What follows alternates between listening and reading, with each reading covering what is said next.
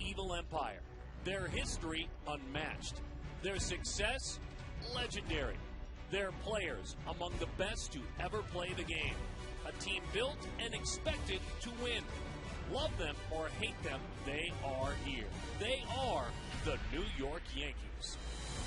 History is certainly brief for the Arizona Diamondbacks, but many a team would envy a history that includes a world championship. A championship won by beating the fabled New York Yankees. Although the faces have changed, the memories remain, and the franchises will forever be linked. The Yankees remain a measurement of greatness, a challenge for all others to match. For the next 3 nights, that challenge returns to Chase Field.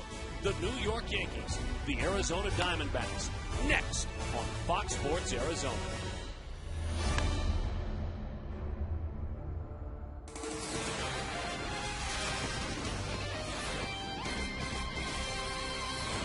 For the first time since 2004, it's a regular season rematch of the classic 0-1 World Series. Jaguar North Scottsdale presents Diamondbacks Baseball. It's Game 1 of a 3-game set. The New York Yankees and the Arizona Diamondbacks. Surefire Hall of Famer edging closer to 3,000 hits. Derek Jeter, his mate, off to his right, chasing the all-time home run record. What a traveling roadshow with the fans. You will hear them throughout the night. These young Diamondbacks certainly hope to learn from the greats of the game. Mark Reynolds, he needs a spark. Maybe the energy in the ballpark will get it going. And the face of the franchise, Justin Upton, trying to catch up with that pace car, the Yankees. Hello there, folks. Welcome back to the ballpark. My name is Darren Sutton. He is Mark Grace. What amazing energy promises to be here at Chase for the next 3 nights. We're excited about it. We're glad you have joined us this evening. When you talk about the Yankees, it is very much since the mid-90s the same core group. They've been fortunate to keep them together. As they come back into town as the defending World Series champions, a lot of it stays the same. Well, when you talk about that core group like you are, Darren, you talk about greatness. There's 4 out of 5 guys right there that are either Hall of Famers or all but Hall of Famers. And then you add Alex Rodriguez, who's another surefire Hall of Famer. I mean, these guys are amazing. And now they've also added guys like Mark Teixeira. They've brought up guys like Robinson Cano through their system. So these guys don't rebuild when guys move on. They reload, Darren. And with Cano, he's overlooked right now, but he may be the MVP in the American League. Right now, you've got to put him in that conversation. There's no question. Justin Morneau certainly comes to mind, and a couple of other guys. But right now, Robinson Cano is the best player on the best team in the American League, and that's the New York Yankees. And the nation gets to see one of the great turnarounds in Chris Young. Yeah, Chris Young is a great story. This guy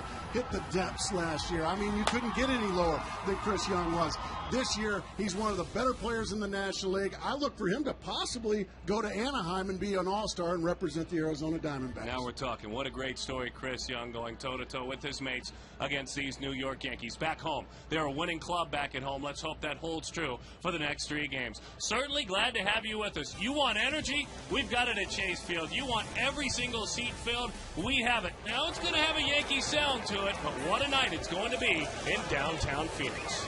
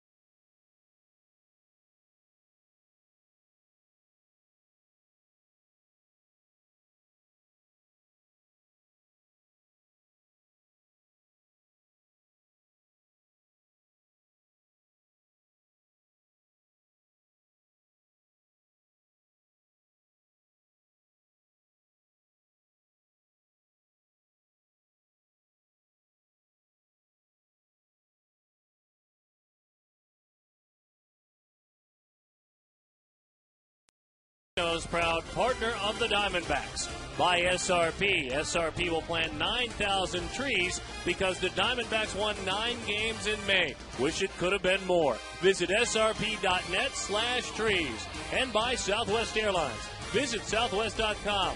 Grab your bag. It is on.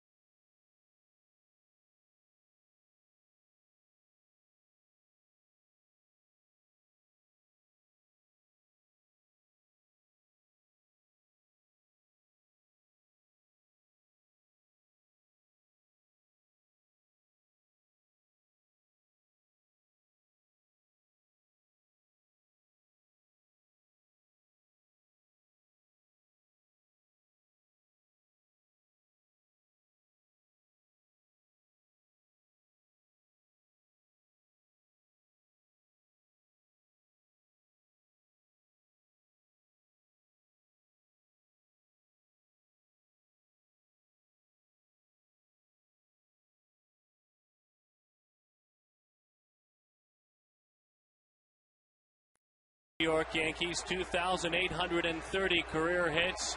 Crowd electric. Electric flash bulbs going off all over the ballpark. We are underway, game one. Jeter goes after the fastball high in the zone. Gerardo Parra in left field puts it away just like that. 1 out. Let's take a look at the starting lineup for Joe Girardi, defending world champion skipper and skipper of these New York Yankees. Beyond Jeter, it goes a couple of switch hitters. It's Swisher and Teixeira. Then beyond him, it's Alex Rodriguez, Robinson Cano. Many say the MVP in the AL right now. Jorge Posada, Curtis Granderson struggling a bit offensively. Brett Gardner quietly a great story. And A.J. Burnett, he gets to hit. These Yankees that use the designated hitter go on the road and they get to hit. Nick Switcher, switch hitter, and you can put the two together, and it's a tongue twister. 293, 11 home runs, 42 RBIs. High fly, they're swinging a stick. They're just missing balls. But the key word there is missing. So quickly, 2 outs in the inning defensively for the Arizona Diamondbacks. Parra, C.Y. Upton, Reynolds, Drew, Johnson, LaRoche, Miguel Montero is the battery mate of Rodrigo Lopez. The pride of Georgia Tech, Mark Teixeira, also a switch hitter. He takes a fastball over the outside, 86 miles an hour. John Hirschbeck, the home plate umpire tonight, one of the most notorious big zones in all of baseball. I knew there was a reason I liked him, as that one missed away, 1-1 the count. That right arm gets a workout when Big John Hirschbeck is back there. He is a great umpire. He's very consistent. He's just got a big zone. That pitch is low. Our numbers on Rodrigo Lopez, 34 years old, former Oriole, faced these Yankees a lot. He has gotten hurt late in games, maybe because the bullpen hasn't been able to be there for him, presented by the UPS store. Otherwise, very quietly, I would tell you, overlook those numbers a bit. He has been very dependable for these Diamondbacks. He sits the New York Yankees down 1, 2, 3. Very impressive, Rodrigo Lopez.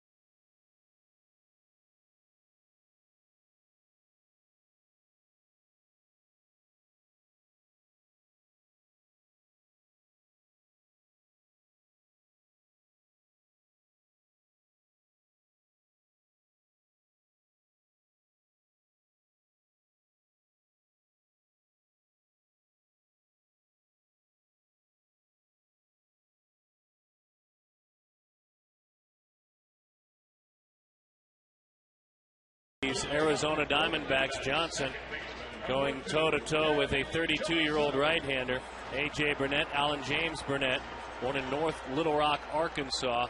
Great picture of this packed house. This ballpark is completely sold out tonight. And truth be told, an awful lot of New York Yankees fans, but you know what? So? The energy in this ballpark, they're baseball fans, and it's a great atmosphere. It's a full house, and players love playing in front of a full house. Plenty of those fans as well. This is their home team. Diamondbacks fans have been vocal from the get-go. Johnson takes high, 1-1 the count. Burnett making his 15th start of the year. He is 6-5 with a 4.33 ERA. He's been knocked around in his last 3 outings. As that one is in. 2-1 the count. A rare changeup, doesn't throw too many. On the season, you can see his numbers. He gave up 6 against Philly last time out, 4 against Baltimore before that, and 6 against Toronto the time before that. Johnson pops it up. Derek Jeter directing traffic, says, Mr. Gardner, you've got that one, and he puts it away. Take a look at the Diamondbacks starting lineup, and it's brought to you by Southwest Airlines. Stephen Drew is behind, Justin Upton, then Miguel Montero. Had a fine road trip. Chris Young, Adam LaRoche, Mark Reynolds, Gerardo Parra, and Rodrigo Lopez. Cole Gillespie called to the big leagues. He will help out Parra on occasion now in left field, where those Diamondbacks need more production.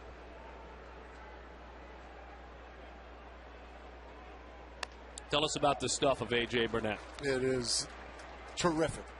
He's got a fastball. He can get up to the high 90s. A very good breaking ball. And an occasional changeup. That's by far his third pitch. And right now, you can just see it's smooth 94 right there and right by Stephen Drew. Kind of looking forward to seeing that curveball tonight because it is a dandy. Now that's the pitch that certainly the Diamondback hitters were discussing before the game. That pitch is a curveball. Nice take. That was it. It's one of those power curveballs. It's not off speed at all. Yeah, it's slower than his fastball, but he throws that thing as hard as he can. Drew 6 hits on the last road trip, hit 273 as he takes high. Had an interesting comment before the game. I said, what do you have for me on A.J. Burnett? He said, I don't know, Seth. We'll find out later on tonight. He has dialed back looking at video. He has dialed back scouting reports. He likes to get out there a little bit more like you used to. Doing it the old-fashioned way, huh? The 2-2. Beat him with a pitch away. Derek Jeter on across to Mark Teixeira. And 2 outs in the inning. Let's take a look at the Yankees defensively. Gardner Granderson comes over from Detroit in that massive trade this winter. Nick Swisher isn't right. A-Rod, Jeter, Cano, Teixeira, a star-studded infield, and Jorge Posada healthy again. Back behind home plate, 38 years young, doing the catching. Now from 38 to a guy who in a couple of days is going to add another candle on his birthday cake, Derek Jeter, and Alex Rodriguez about a week away from his birthday. How old are those guys now? Alex will be 35 in 6 days, and Derek Jeter will be 36 in 5 days. How do you play for 25 years and you're only 35 and 36? Doesn't it feel like it? It sure does. They played a season's worth of games in October and November. I mean, I can tell you that Scott Brocious was before Alex Rodriguez there. I couldn't tell you who the shortstop was before Derek Jeter. Well, that was the man in your World Series title that stared across from the other dugout all 7 games. And that's how long he's been at it. Only Chipper Jones with the same team as Justin gives that one a ride. Deep right center field. Goodbye.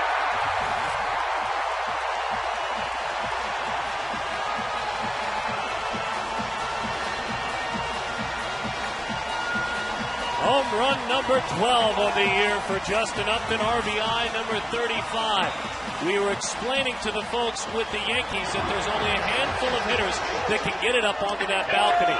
You mentioned him first. That's exactly right. And there's really a couple of guys that can go over the top of that yellow line in center field, and Justin is certainly one of them. When he gets a hold of it, into those seats it goes. 1-0 Diamondbacks. The other one is Mark Reynolds.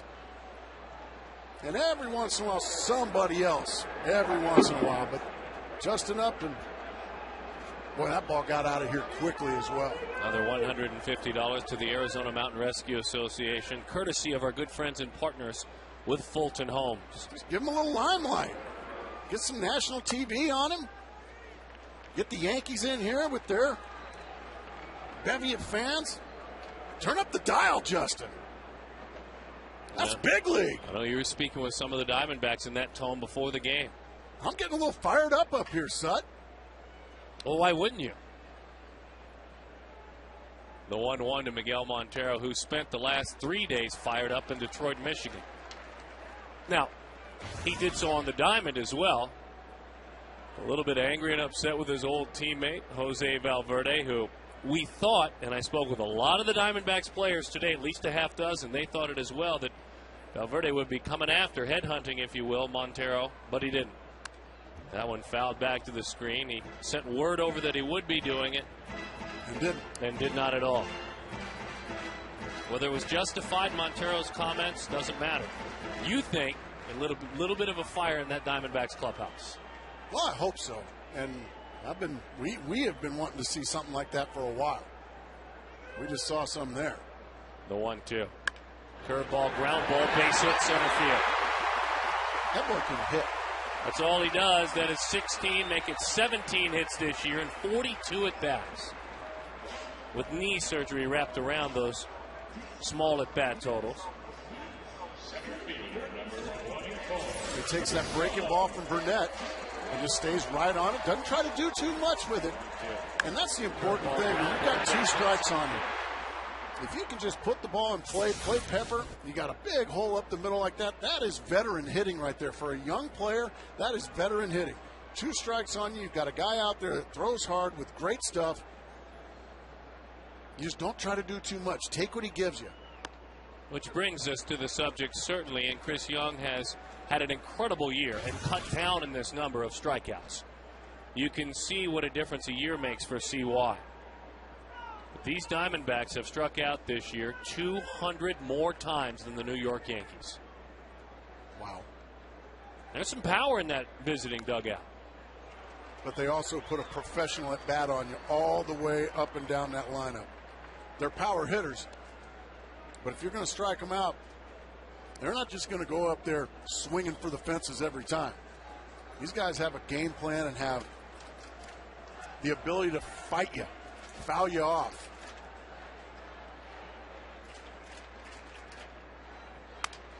Young, broken bat, left field, very late break, coming in, it dumps in. Gardner couldn't find it for some reason. That ball hung up there for a long time. The Diamondbacks and Young will take it. CY 8 hits in his last 25 at-bats now. He gets a breaking ball that time off the very end of the bat.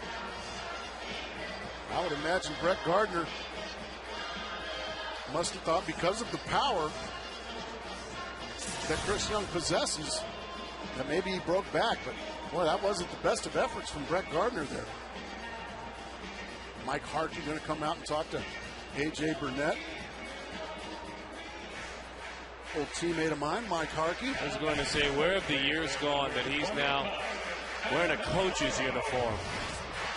I remember watching him pitch in college at Cal State Fullerton as a young man. One of the best human beings you'll ever run into. Boy, what could have been if he had just stayed healthy in his career, and he really never was in his major league career. And he stayed healthy. Oh, sky was the limit for him. So he speaks with Burnett, who now duels Adam LaRoche. Reynolds waits on deck, as you can see. Adam drives it deep right field. LaRoche with a 3-run home run.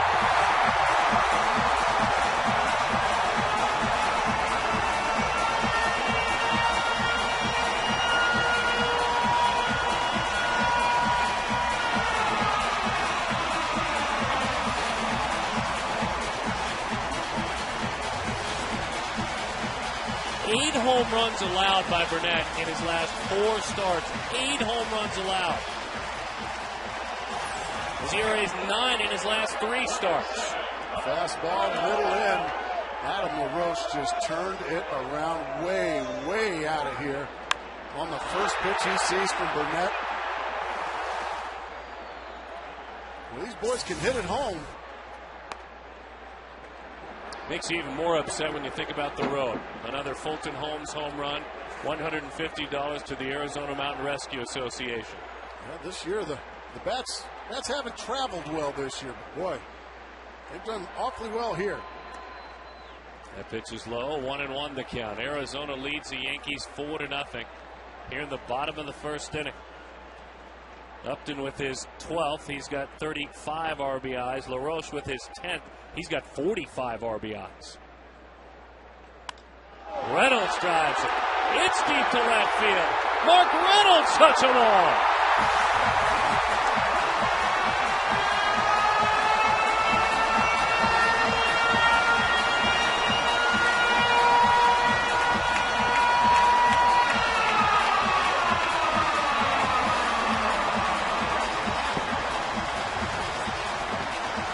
There was another Diamondbacks team that went on the road to Boston and Detroit. The real Diamondbacks stayed home and took a week off. They're back tonight. Mark Reynolds picked on that curveball, crushed it. Burnett's struggles continue. For Mark, home run number 17, RBI number 48, 5-0.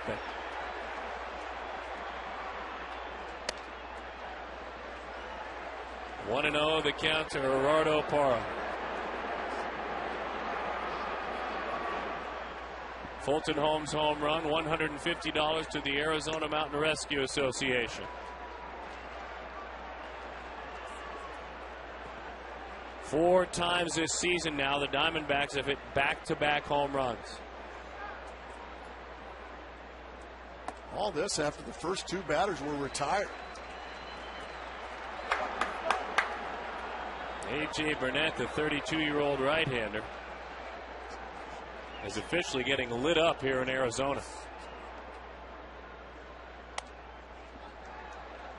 3-1 the count to Parra.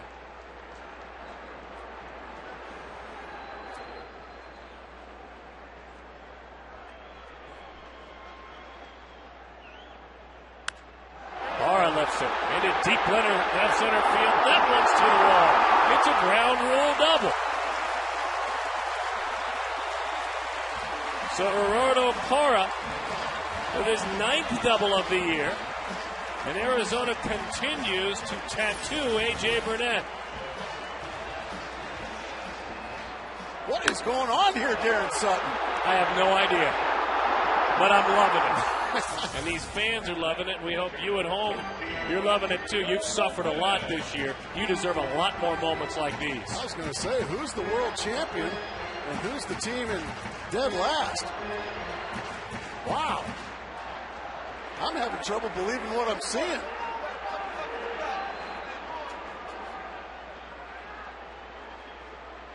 So now, we'll know it's incredible if Rodrigo drives one in the gap. I was going to say, you don't suppose Rodrigo's going to go ahead and hit one in the seats, do you?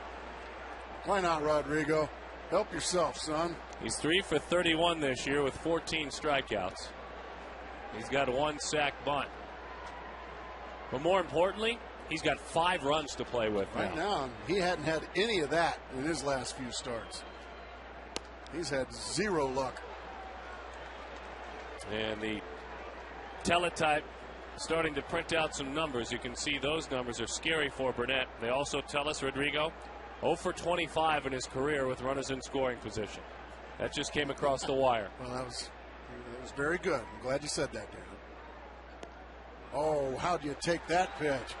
What discipline that is from Rodrigo Lopez. That's just called getting knee buckled so bad you can't swing.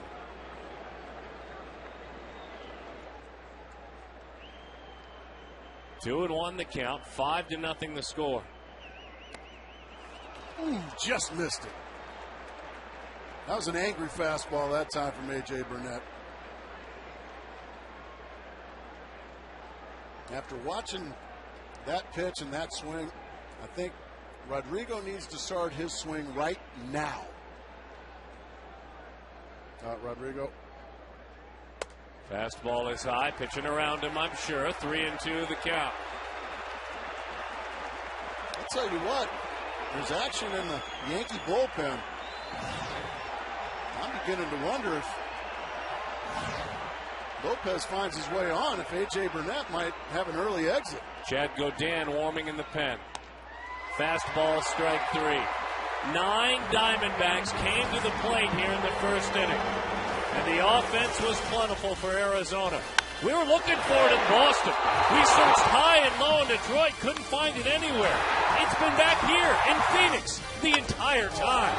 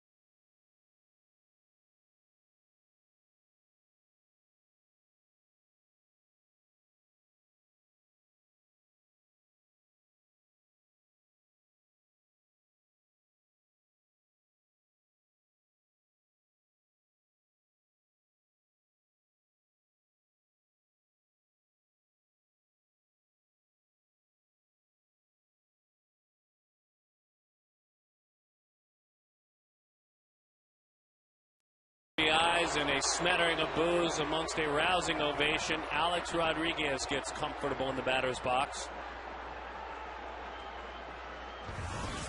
A lot of ball game left. And the first pitch is in. 1-0 the count.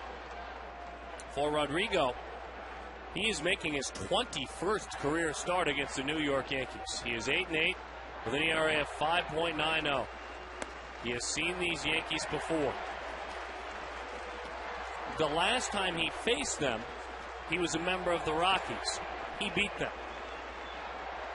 And it was in Denver. A-Rod down the line. That was a cut fastball. And into the seats it goes. 3 times an MVP. He was 2 for his last 18 on the recent homestand.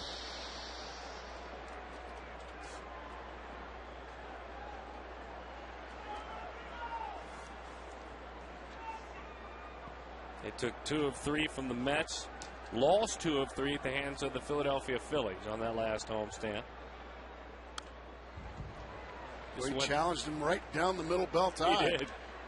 Nearly got it past him. But I wouldn't make a habit of doing that. Look at where this pitch is. Center cut, belt tie. Yikes. Play him to pull in the infield fairly dramatically. Outfield is straight and deep for Alex. Curveball, little number. So you throw him a cutter and a slow curveball, and A-Rod is done. Little one-hopper back to the mound, so 2 for his last 19.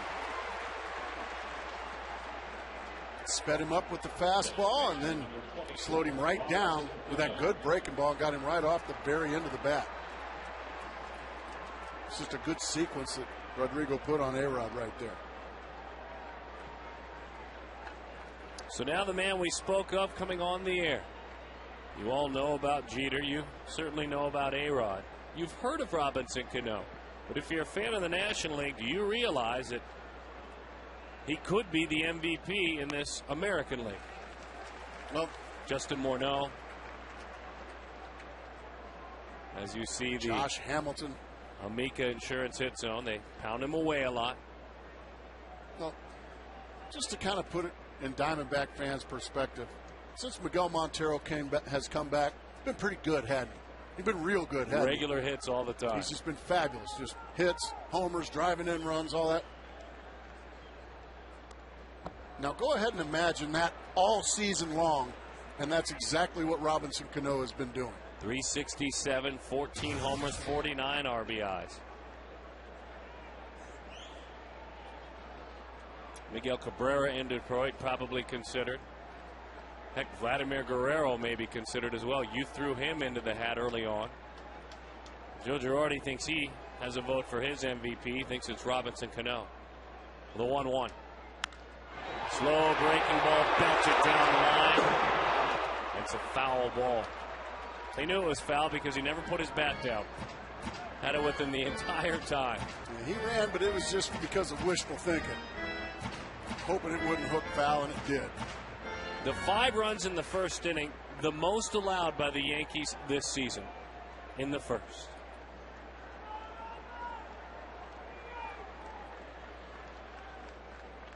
That man with a 3-run homer. A couple of solo shots. The 1-2. Well, he is really slowing him down, speeding up. He's gotten back and forth in that rocking chair, doesn't he? Also, he's elevating with that fastball with 2 strikes. And that even more so is going to speed up these New York Yankee bats. The only thing he's got to do, he's got to make sure he stays out of the middle of the zone if he's planning on elevating. Elevate in or out, not in the middle.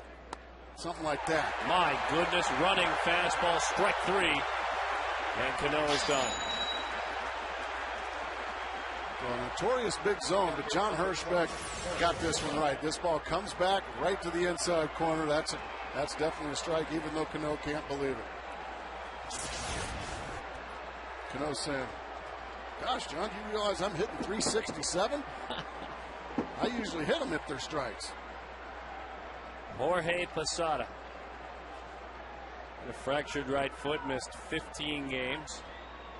On the disabled list, he's back. Change up a pretty strike 1, 0-1 the count.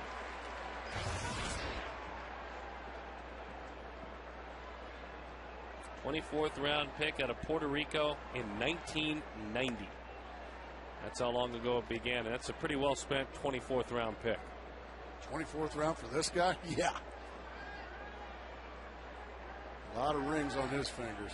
38 years old, and the curveball just off the plate. 2-1 the count. Curtis Granderson waits on deck.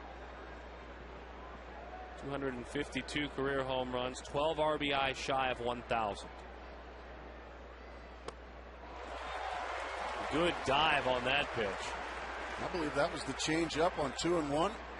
Way out in front of it was Posada to even the count.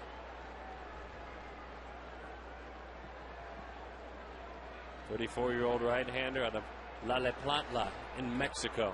I love it when you go bilingual on me. The 2-2. Fastball sails up and out of there. Once again, trying to elevate on the fastball with 2 strikes. That time he missed outside.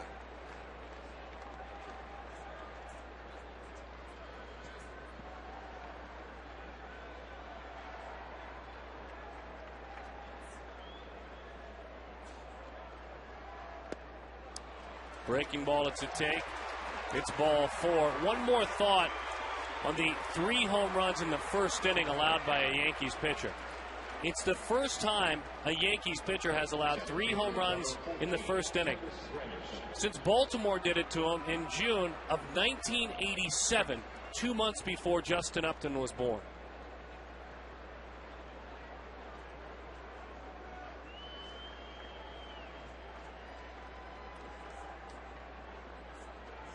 Our friends with Stats Inc. and Kurt Zacher with that research. So it's been a while. In an inning or in the first inning? In the first inning. Oh, okay.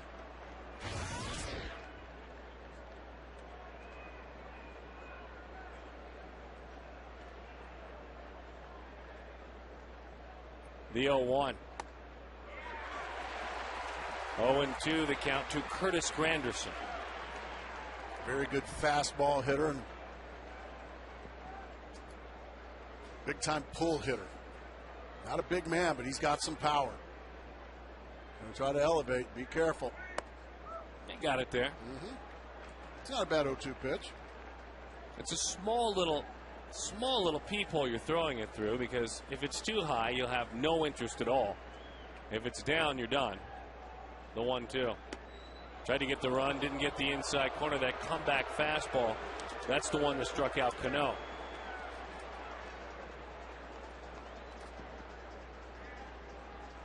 You can just sense Rodrigo is saying, this is why I came back from Tommy John surgery and worked so hard for nights like tonight. For these moments.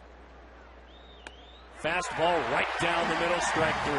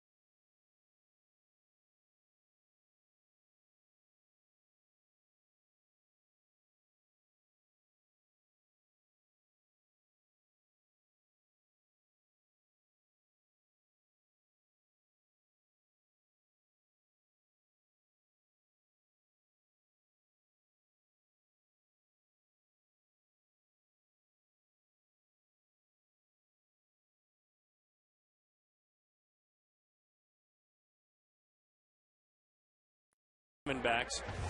Kelly Johnson takes a fastball that is in. 5-0. Arizona leads it. 5-0. A.J. Burnett moved his bullpen back a day. As that was a hot shot to Shera is there. Vacuums it up. To the bag he goes. So Johnson still peeking in that candy store. It's early. He is 0 for 2 with his mates doing big work. Let's go Exmo on this play. A nice play there by the Gold Club. Defensive first baseman Teixeira, a rope in between hop, just made it look easy and took it himself. He's got some of the best hands I've ever seen, Darren. It's a big compliment coming from you, my friend, with the Gold Gloves you have on your shelf. And also, a lot of times those compliments don't come to right-handed throwing first baseman. But he and Albert Pujols, probably two of the best that we see active now. Yeah, he's still a very good thrower. And, yeah, but just hands. As far as just having hands and just anything he gets, he just snares. He never bobbles balls. He never has to knock balls down. He just always seems to field everything cleanly.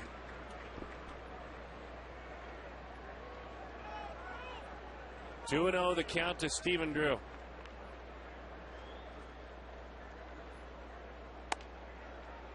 Can't get the corner. It's 3-0.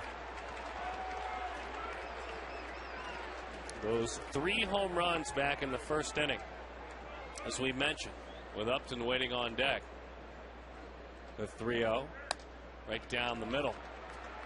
The last time a Yankees starting pitcher in the first inning gave up 3 home runs in a game was all the way back in 1987. It was Ron Guidry. The homers, Eddie Murray, Ray Knight, and Cal Ripken Jr. 2 Hall of Famers and a really, really good player. Really good player. And a pretty darn good one gave him up in Ron Guidry. I was going to say.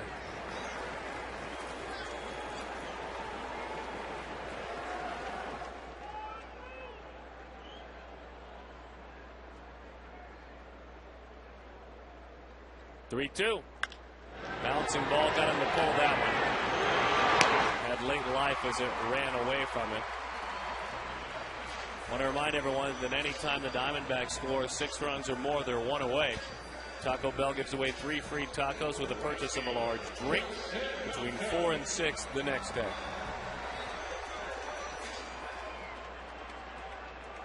Here's Justin.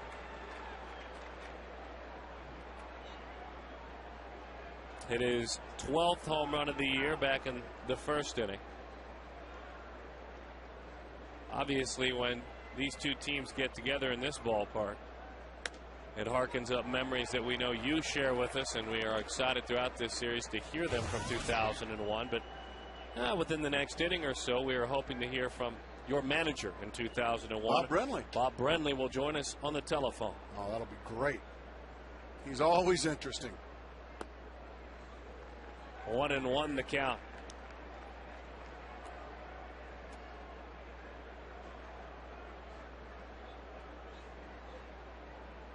Upton on that last road trip had 7 hits and 23 at bats. He homered, he doubled, he drove in 4.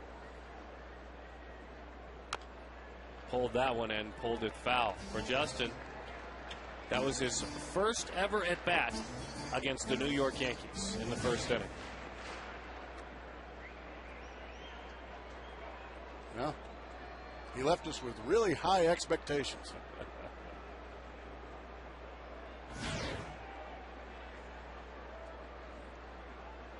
The Arkansas-born right-hander, big fella, stands about 6'5", 230. Now Posada tired of waiting.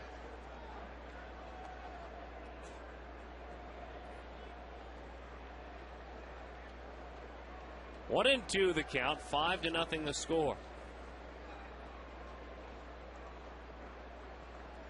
So now his last 4 starts, he has been touched up.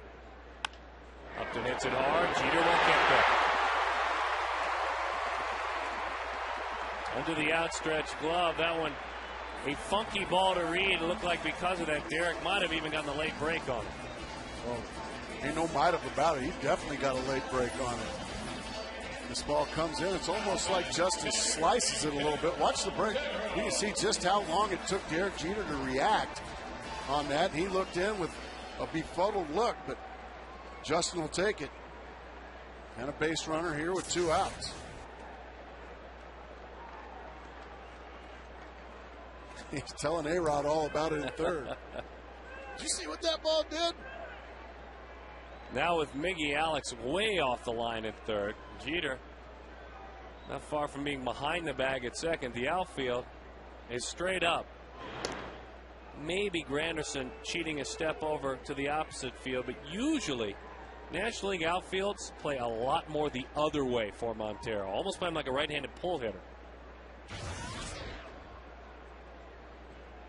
So Miggy, you've got that Geico sign to play Pepper with. Runner goes, he drives it. Center field, going back up. He won't get there. Pepper with the Geico sign. All the way around, comes up to. Usually they close that gap a little more. Miguel Montero crushes that ball.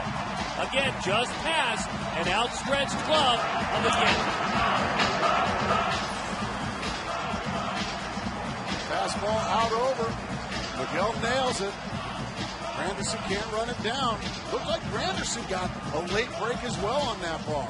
That's a couple of balls now that A.J. Burnett might feel that should have been caught behind him, but unfortunately for him and the Yankees, a couple of late breaks by Jeter, and now Granderson leads to another Diamondback run here in the second. 6-0. Taco time. It is taco time. Head to a Taco Bell tomorrow. Purchase that large drink. That one is low and outside. 1-0 the count. He cost himself, Granderson, just by not standing where we usually see center fielders stand. Cost himself about 4 or 5 extra steps.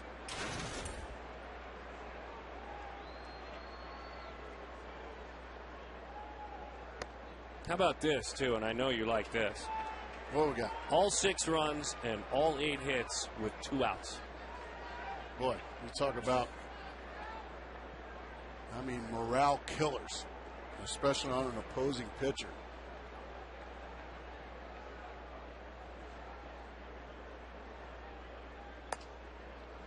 Fastball up and away, 3-0 the count. Throw Rodrigo Lopez. You throw Rodrigo Lopez out of the offense. Kelly Johnson 0 for 2. Stephen Drew 0 for 2. Nobody else has been retired.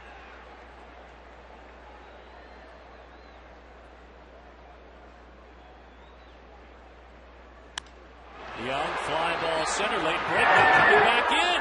He's got to dive and save his own bacon. The Yankees defensively in that inning just looked a couple of steps behind the entire time. I think you must have took him out last night. Sure, That's a great catch. I'll take credit for that. But he could have easily made it standing if he'd have got a decent break on the ball.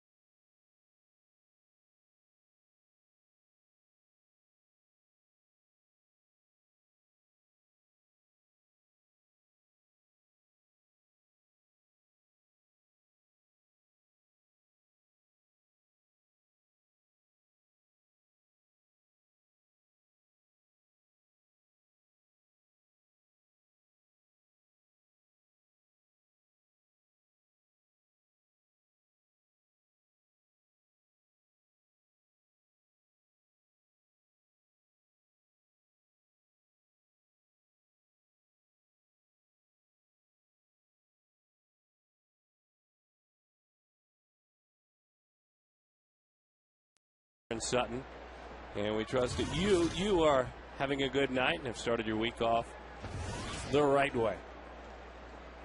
Rodrigo Lopez certainly has.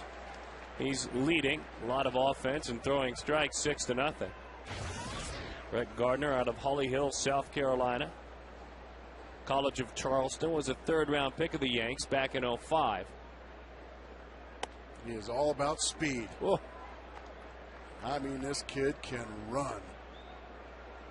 What a fabulous year for, again, a guy that lives under the shadows of skyscrapers like Jeter and Rodriguez.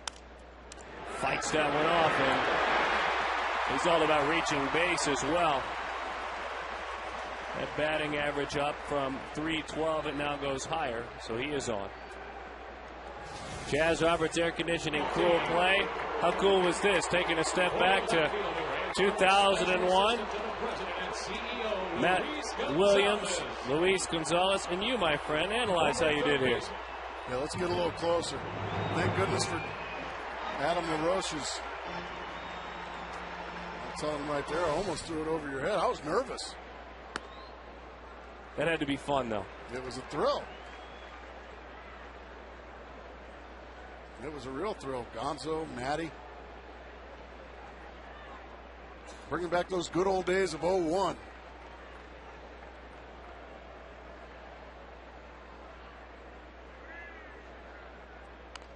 Burnett drops it down, picked up by Montero.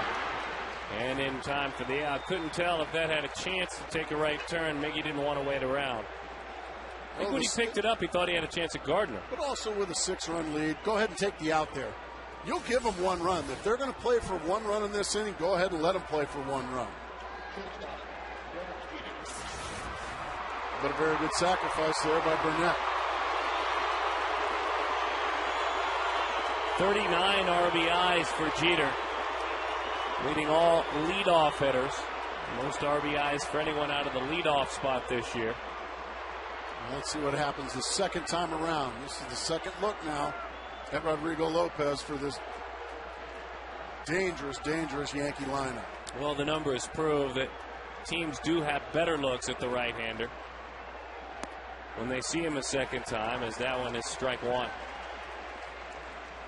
A Mika Insurance hit zone. He's pitched away a lot, but also in at the belt. It's just pitches seen. It doesn't speak to success or failure, but how much he is hammered in those spots.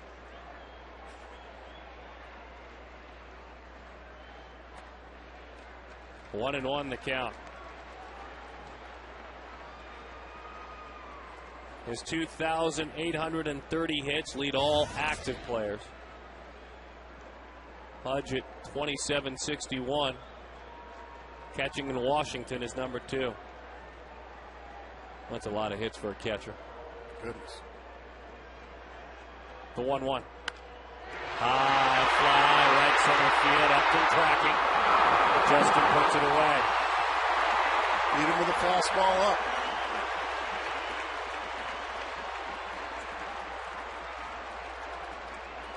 That's an example right there of why you take the out if you're Miguel Montero on the sacrifice. It still takes a base hit to score Brett Gardner from second. He elevates the fastball around the letters. Jeter can handle that pitch, but it had a little bit extra on it. He was a little bit tardy, and it was an easy fly ball to right. Now it still takes a base hit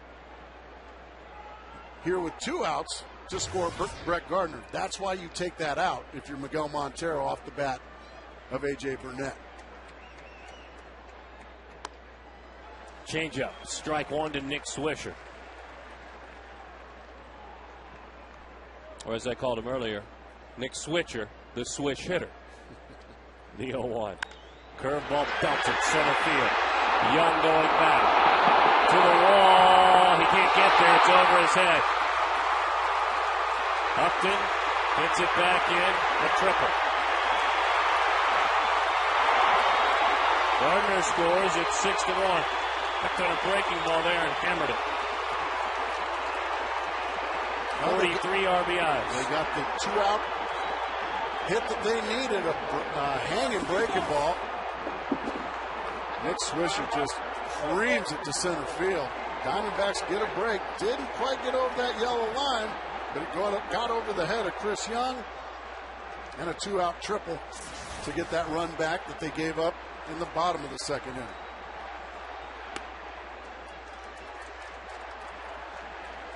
Mark Teixeira's numbers are not gaudy like we're used to. Hitting .226, but of late starting to rake. Not that time, though. A changeup, and he pops it up. Reynolds calling, and he sticks with it. Teixeira now 4 for his last 7 with runners in scoring position.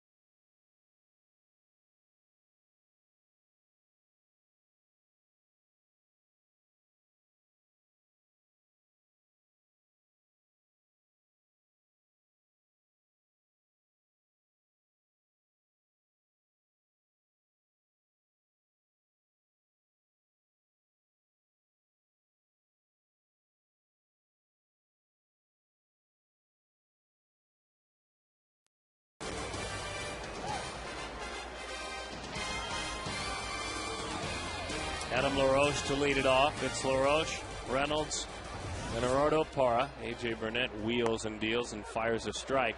Over the inside, 0-1 the count. A run on 2 hits and no errors for the first place New York Yankees in the American League East. For the Diamondbacks, 6 runs, 8 hits, and no errors. This is an Arizona club that has managed to be a head-scratcher beyond belief. They have played at least average baseball at home. They are 17-16 at home. They are 10-27 on the road. And they have come back big zone right there, isn't it? Yes, it is. But big, consistent, right? It's always consistent. It's big. And you'll get a lot of looks back from Adam LaRoche, and he'll always just tell you it's a good pitch. 2-2 the count, making him move his feet. And he is a terrific umpire and has been for years. If you're a pitcher. They play LaRoche to pull on the infield, and he drives it to center field. That one knuckling out there on Granderson, but he hauls it in.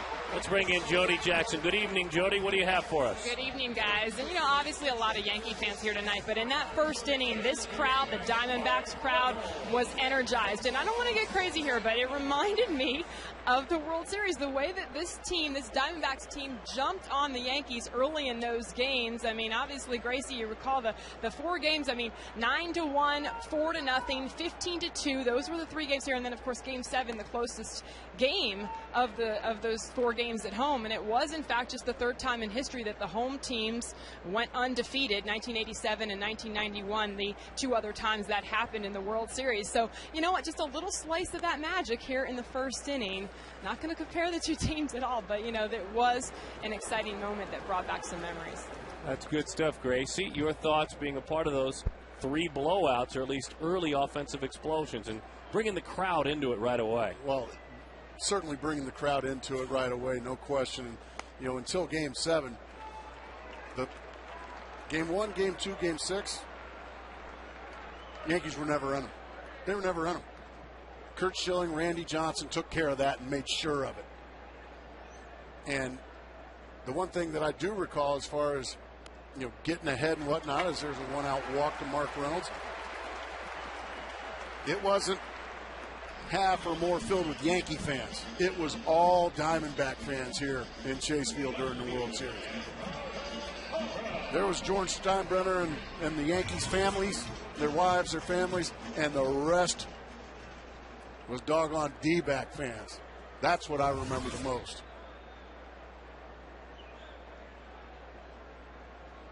A walk to Reynolds. Here's Parra.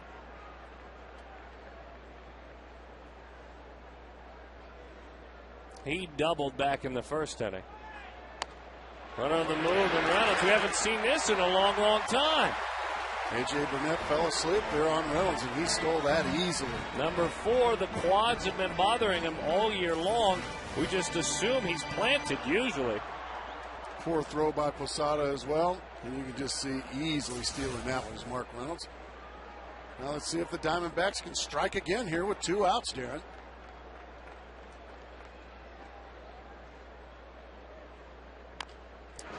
Bouncing ball, hugging the line. It's a foul ball. The Diamondbacks seeking to add on. Good to see Mark stealing a base. Just kind of expect him this year to grow roots because of the leg problems. Now last year when he started stealing bases, it made him a better hitter as well. It kept him more focused offensively and defensively. Makes him a more complete ball player. Got him down and in. It does make him a more complete ball player to see him tonight, to see Mark homer, to see him walk, get aggressive on the base paths. Understand this. On that last road trip, Mark was 2 for 17. He did have 1 homer. He had 13 strikeouts and 17 at-bats. So to see a little bit more of Mark Reynolds. A homer, a walk, a stolen base. That's more than the Reynolds we saw of last year. Yeah, the strikeouts are part of it, but not at that kind of rate. That's too much for even Mark Reynolds. Well, not with little to no production at all. Exactly. 0-1 the count to Rodrigo.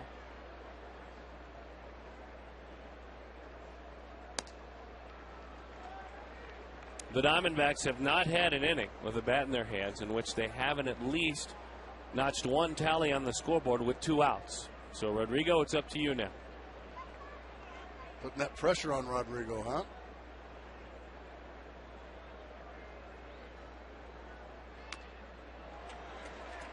Hart wasn't really into that swing. No. Neither was his Fanny. It's all right. He's getting paid to do good work on the mound tonight. Yeah, he just might thrill us all here with a base hit up the middle. Let's see. Oh, dear. That was the breaking ball. Oh, dear. You just pitched, son.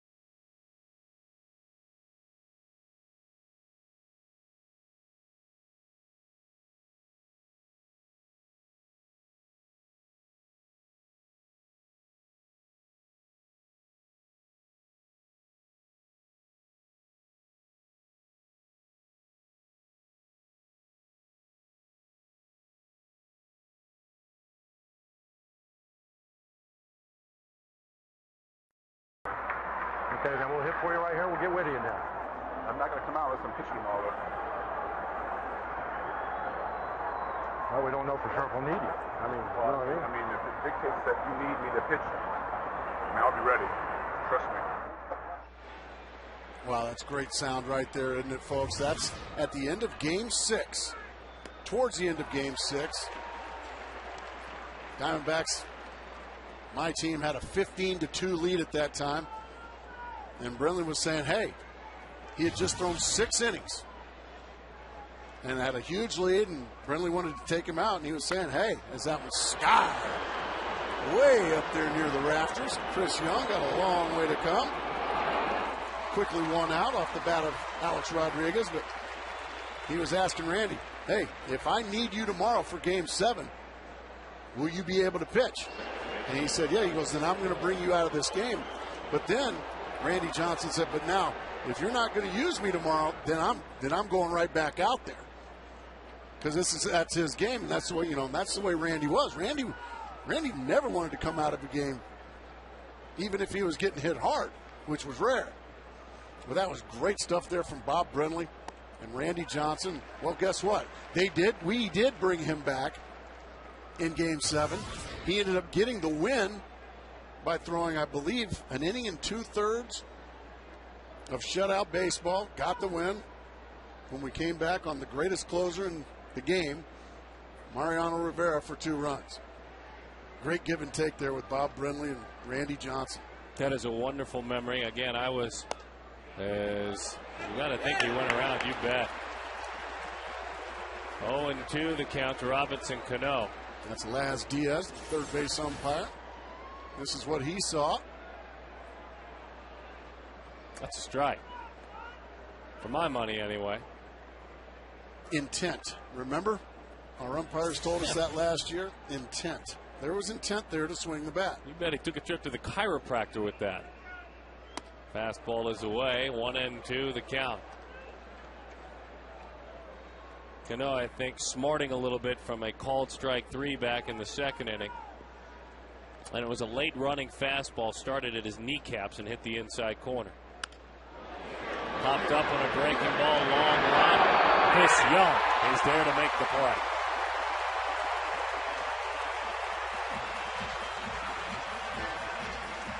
I have to admit, I was looking at Gerardo Parra the whole time. Chris Young showing some late closing speed, coming out of nowhere in center field to make this play.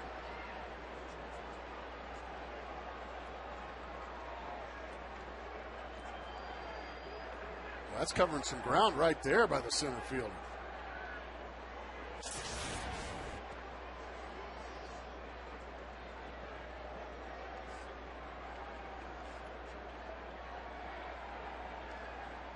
Jorge Posada takes strike 1. But to be behind the scenes and to hear that memory in that conversation.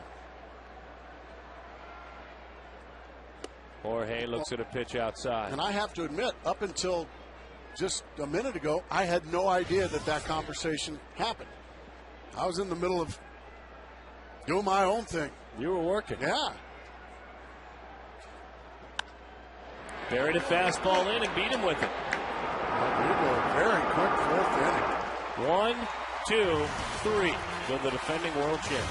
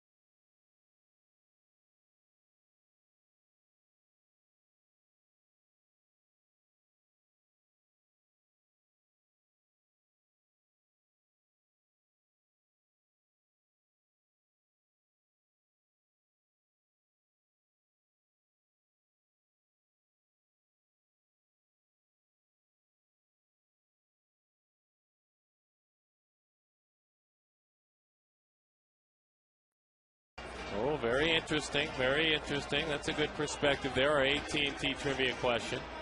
Robinson Cano is batting .364 this season since 1950. Name the 2 players to hit .375 or better in the American League. I definitely know one of them. And one of them was one of my favorite players of all time. That was George Brett.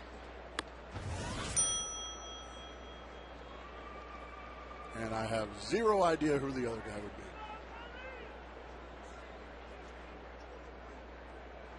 1-0 the count.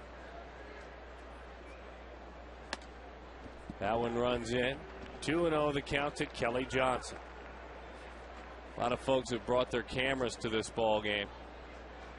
We saw a lot of pictures and a lot of those electric flash bulbs early on. A mile high, shallow left.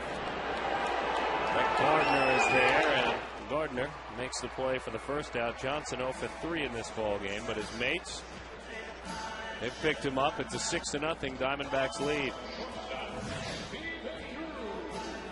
So to finish the thought we had earlier on Drew in his first at bat, Drew is a guy that has kind of taken the scouting reports and watching his swing over and over on tape and where pitches are thrown and kind of put him on the shelf. Thrown him in the garbage, huh? He'll take a peek occasionally. He's just decided to go a little bit more on feel and conversations. He's having a good year. At 15 doubles, he's got 6 triples. Where he's really impressed me, Darren, is on the defensive end. He has been a very good defensive shortstop this year. Very good. Yeah, he's offensively, he more than capable offensively. I'd say he's probably a little disappointed in his home run total, maybe his RBI total, but defensively he's been terrific. The 1-1 is in, 2-1 the count. Matt Williams speaking of that before the game about the Stephen Drew defense. He said very quietly, I'm probably most proud of him. Stephen doesn't seek fanfare, and when you get to him to give it to him, he doesn't really want to accept it. And Drew is erased on a ground out. He's tried to pull him a couple of times, pitches that are up and away, so not feeling out yet the way he wants to, Burnett. Well, attention, moms and dads, if you're having trouble finding something to entertain the kids this summer, bring them to Gracie's house or down to the ballpark on Sunday, July 25th for a concert with the Wiggles following the D-backs and Giants game. I'm told the whole gang's going to be there. Captain Feathersword and Henry the Octopus, Wags the dog, all the Wiggly dancers. All the excitement of a big top with a ball game prior to at Chase Field. Henry the Octopus is going to be there? Henry, Dorothy the dinosaur, Wags the dog. Love Wags the dog. I'm telling you. I used to have to watch that show religiously with my children. So did I. They loved it. I just said all those things out loud, by the way. I don't have a problem with it. I don't either. I used to sing the songs out loud with my children. They were great and are great entertainers. What a niche they've kind of carved for themselves for the younger generation. I like the colors. I think you and I should have colors like that. Real bright blues and reds. I really don't think that'd be a very good idea. 1-1 the count. Ours could be, though, but Sedona red and Sonoran sand. Sonoran exactly. sand. Yes. Now we're talking. There's Sedona red. All right, Darren. I'm try to name the Wiggles. I know there's Murray. Is there a Greg? Oh, I think there is. There's certainly a Jeff, because Wake Up Jeff, the very number one That's hit. Right. Wake Up Jeff. I'm trying to think of all the Wiggles. That's right. Wake Up Jeff is the. Well, Wake Up Jeff, you know we really need you. I didn't really know those lyrics, but 3-1 the count to Justin Upton, who we remind ourselves was a few years back watching the Wiggles. Outside, there's a walk to Upton. He's had a fabulous night. He has homered, he has singled, scored a couple of runs, and walked as well. 30 walks this season for Upton. If I'm Justin Upton, I'm on the move. I'm trying to get in scoring position. This Yankee team is way too talented offensively to sit back on your laurels and think you've got enough. You never have enough. Not against the great teams. This year, when Burnett is on the mound and there's a stolen base opportunity, there have been 20 stolen bases against him, 3 thrown out. 20 against, 3 thrown out. And that is not very good. If you follow the game at all, you know that's not good at all. About 11%. League average is 30% thrown out. Well, they're smelling a rat. Somebody probably from the dugout, when something like that happens, you pitch out and the runner's not going, somebody from the dugout will scream. We don't run on pitch outs. Just a little bench jockeying. I like that.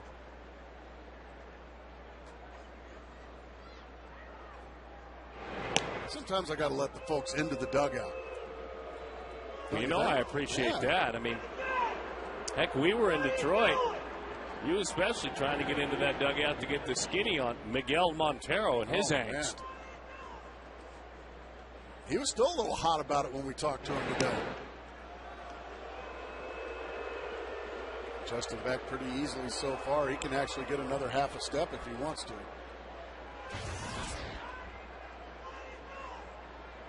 He received some national attention for his words.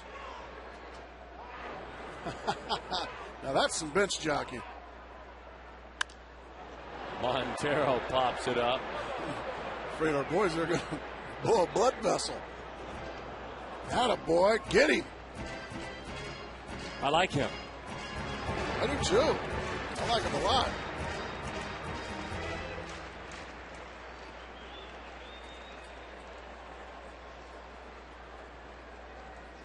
One and one the count. 18 hits this season for Miggy. 6 doubles and 2 homers of those hits. Again, over to the bag.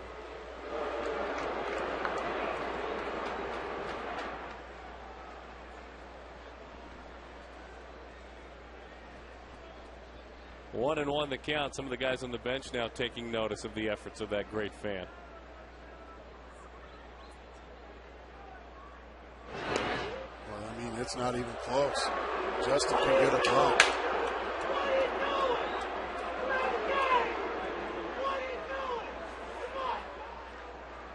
And there is nothing wrong with that. Play the game, he keeps saying.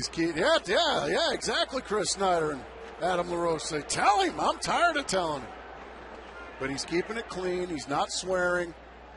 He's just being loud, and that's what you're supposed to be. Root for your team. Get on the other guys if you want to. 1 and 2 the count. Well, I love seeing it. And he is, and there's nothing wrong at all with that. I agree with all the things you just said. And we have not been treated with enough of that this year. That's earned that energy, though. These guys, the way they have played in the home dugout to start this ball game, they've drawn their fans into it. There goes the runner, the pitch. Bounces in there. He did not go around. A stolen base. There you go. That's what he wanted. That's what he's wanting.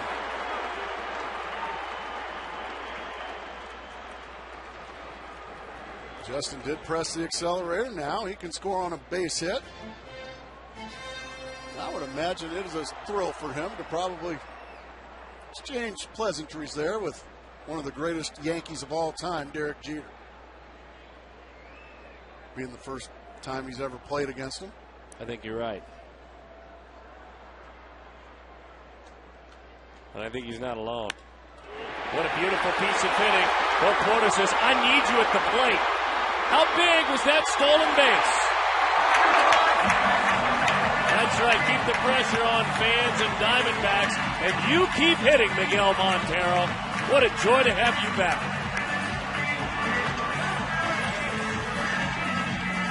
I keep saying that boy can hit. Look how beautiful that is. Just going the other way. Now it's just pure speed from Justin Upton. Outrunning the throw from Brett Gardner easily. How big is that stolen base? As you said, Justin Upton keeps the accelerator pressed. You never have enough runs, and you never have enough fans like him. 7-1 is the score.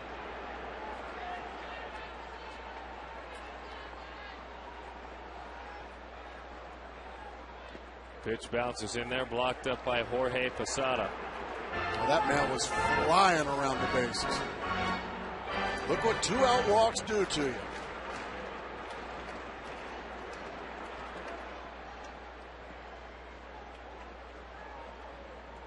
Young singled and scored in the first, lined to center field in the second inning. Thought about going around on a breaking ball, 2-0 the count. He really got on the side of that one. That didn't have good tilt at all.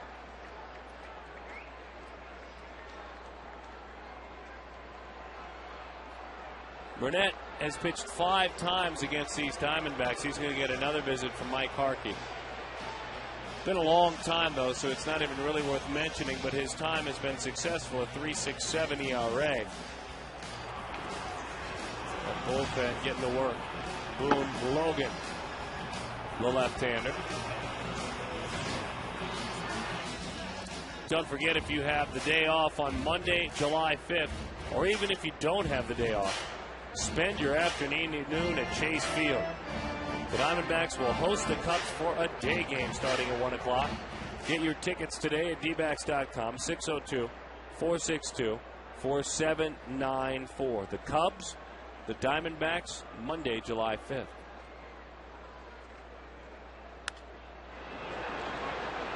Two and one the count.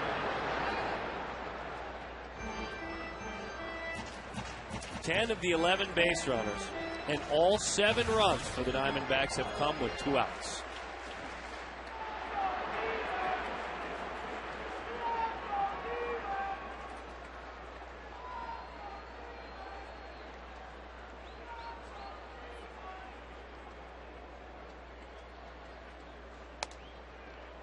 Outside, 3-1 the count.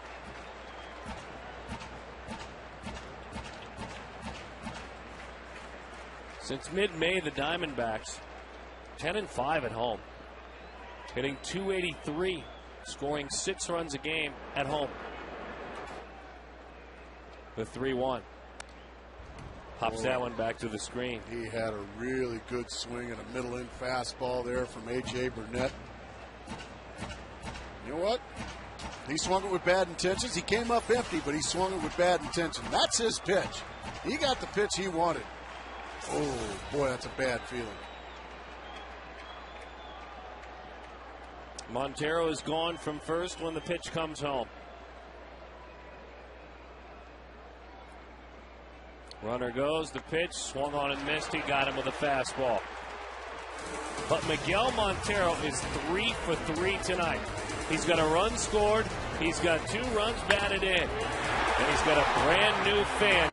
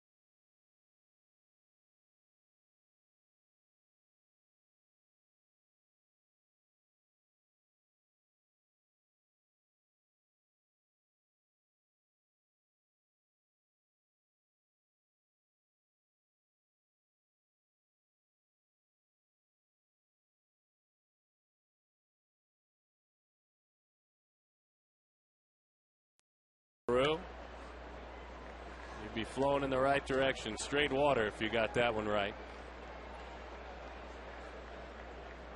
Not going upstream, right downstream. That's a good question. Bouncing ball, gobbled up. Little foot to the bag. Hurry, gentlemen, and Granderson does. But he is out hustled a bit by Rodrigo Lopez. Rodrigo was late getting over. He hesitated on the mound. And I believe he probably thought it was hit to the second baseman, so he was a little slow getting over. But he just able to beat Curtis Granderson. And now he's a little winded. He's going to take his sweet time before he gets on the bump and goes back to work. But a quick out here to start the top of the fifth.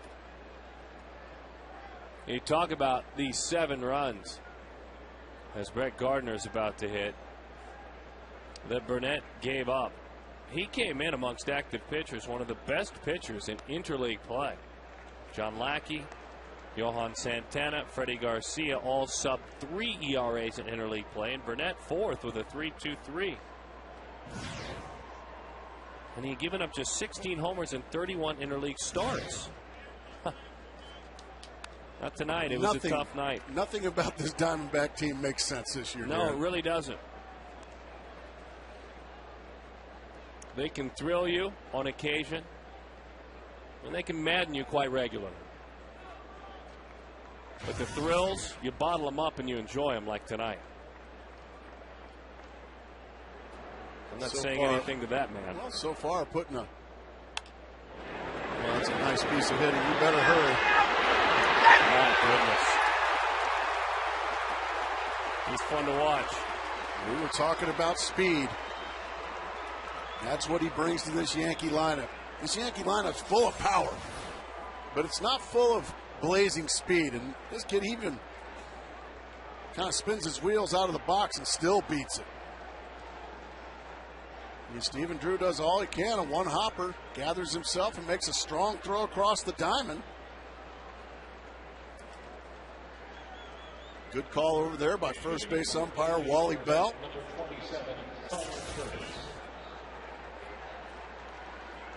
This is Colin Curtis making his major league debut. Well, congratulations to Colin Curtis. Let's hope you have 20 years up here, young man.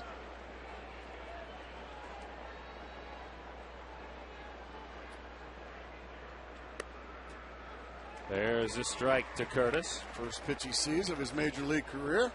Well, he looks like he is 14 years old. He does look young, doesn't he?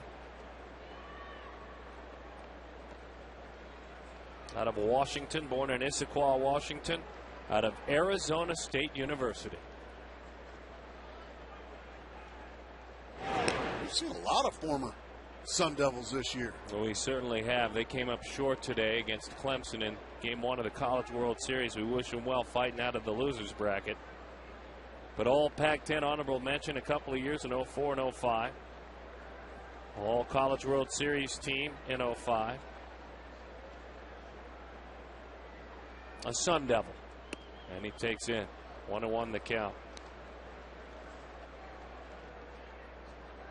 When you went to saw him play, if you saw him play in college, you would have seen him wearing number 9 throughout his college career in honor of Roger Maris.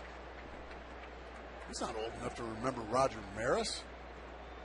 Somebody must have shared some good tales with him. Very close. Boy. Last thing you want if you're down 7-1 in the fifth is to be getting picked off at first base.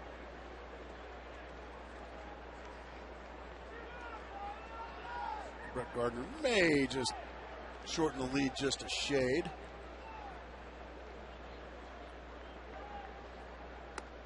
Oh, what a changeup that was. 1-2. Beautiful pitch there from Lopez.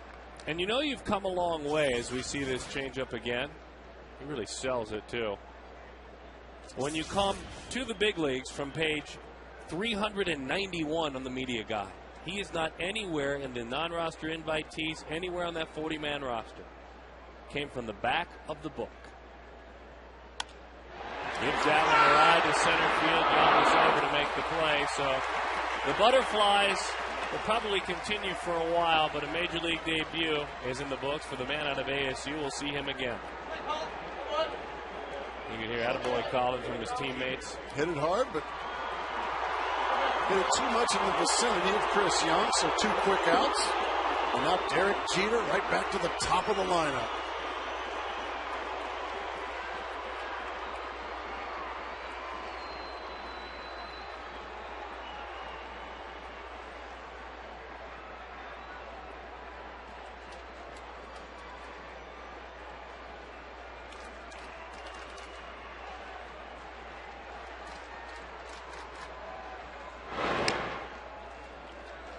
Jeter flied to left. He flied to right. 10-time All-Star, as we mentioned earlier. He will turn 36 years young in 5 days.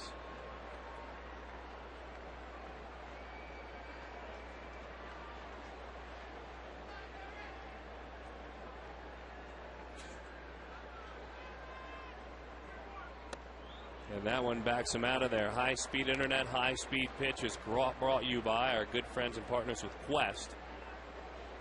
AJ getting 95 miles an hour. Rodrigo 91. 1-0 the count. They want to talk about it. And this ballpark is full up everywhere, and folks are enjoying all around this yard. Great stops to enjoy the ball game. They're enjoying some goodies at Friday. That looks good. That looks real good. Oh, we're actually out at the ABC Club, I am told. Another great destination. Boy, our camera stuck to the right field. That one is up and away. 2-0 the count. 2 great spots. I'm a little torn where I want to go.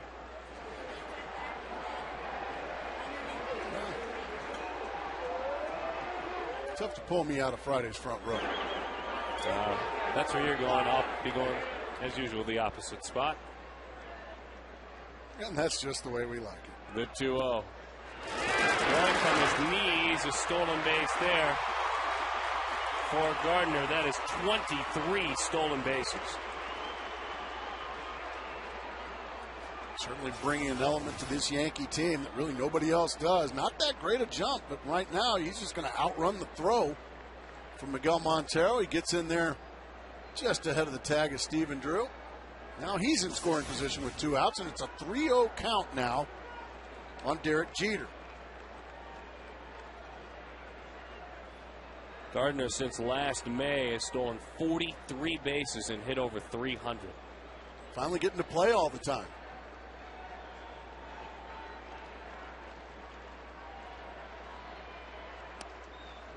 That's ball 4. And it's very difficult, Darren, to earn your way into the everyday starting lineup of the New York Yankees. Because in order to do that, you've got to surpass a great player. Not a good player, a great player. And it's also an organization, and this is all obvious stuff, folks, to follow up what Gracie's saying. They have the resources and use them freely if there is a great player available elsewhere. And that player last year here was Johnny Damon. Johnny Damon was the left fielder here. He's moved on. We just saw him in Detroit recently. And the Yankees said, okay, that's fine. We've got somebody here in Brett Gardner that can play the game and play it well. And he adds a new element to this ball club, even more speed than Johnny Damon. And sure enough, he's having a terrific year.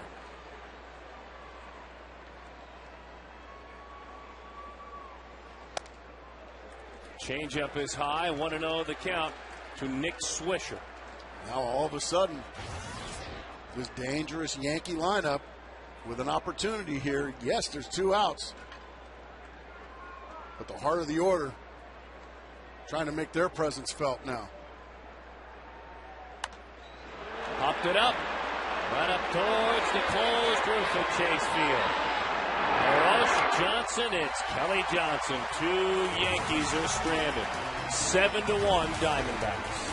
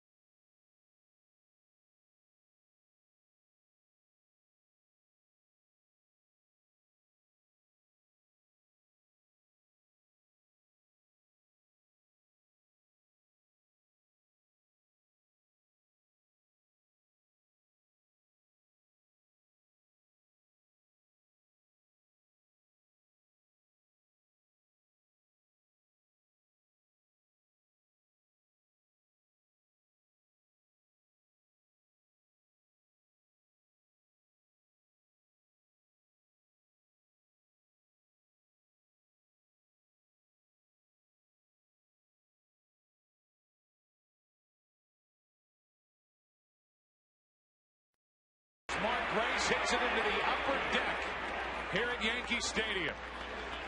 A 1-1 game in the 4th inning. Number 17 into the upper deck, Mark Grace. Yeah, like I said, El Duque knows my name. That was the only run he gave up that night. Heartbreaking losses. Oh. You told us in the pregame show those losses still sting. To this day, I'll never get over them, Darren. Even though you are a world champ because of that incredible and memorable series. Jed Godin goes to work, the veteran right-hander. And you're right, we were the winners of that series, but I'll never get over those losses for as long as I live.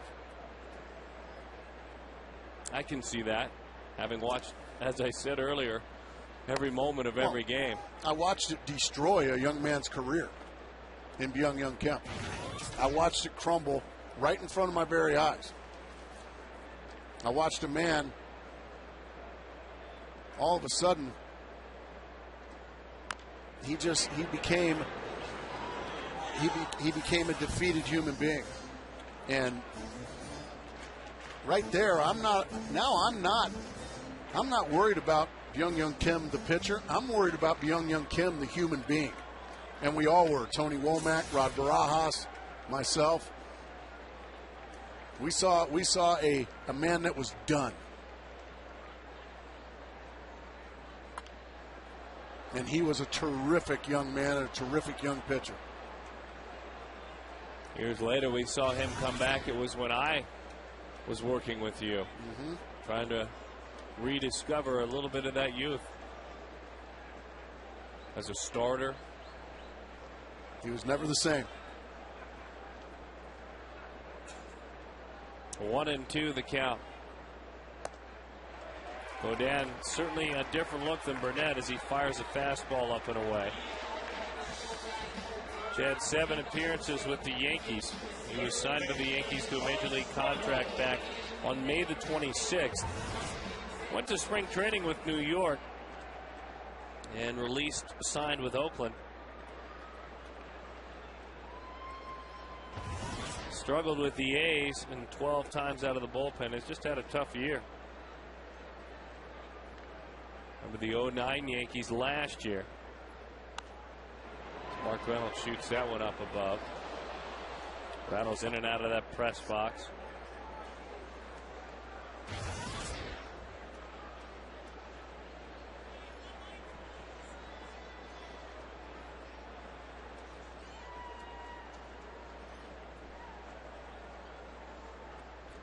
The 0-1.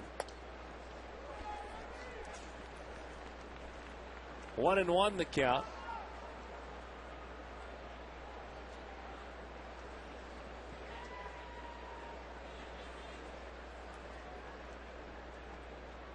Seven to 1 the score. Well, Godin just coming out and throwing the ball right by these guys.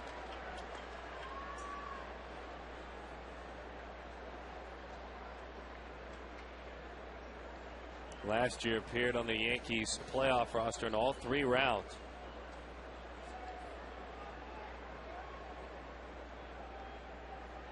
The 1-2. Slider. Different look than the curveball that the starting pitcher A.J. Burnett was firing. Reynolds with a homer back in the first inning, 17 on the year. Walked and stole a base in the 3rd and was stranded. Well, he's laid off a couple of tough sliders. Godin probably saying, man, the scouting report says he chases those.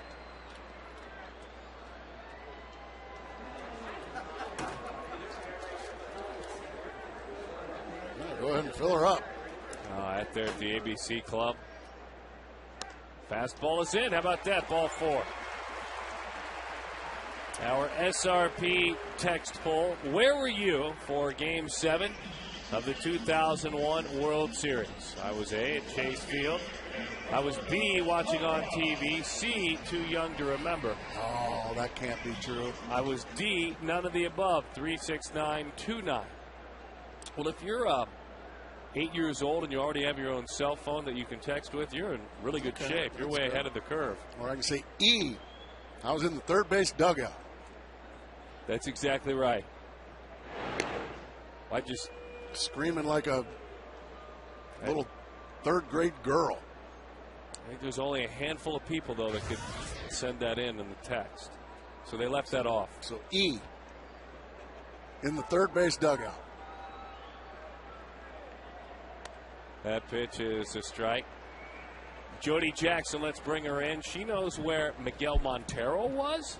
Well, I asked him today, he was 17 years old at the time. He was playing in the Dominican, and he said that actually it was 11 o'clock, and they turned off the electricity there. They were all going to sleep, and no one knew what was happening. He didn't say what inning exactly, but they did not see the end, obviously. And so finally someone came screaming in and said, the Diamondbacks won, but conserving electricity in the Dominican, and Miguel Montero never got to see the end of that game. Just one of the young guys I talked to, because there are a number of guys on this team. Chris Young was also 17 at that time.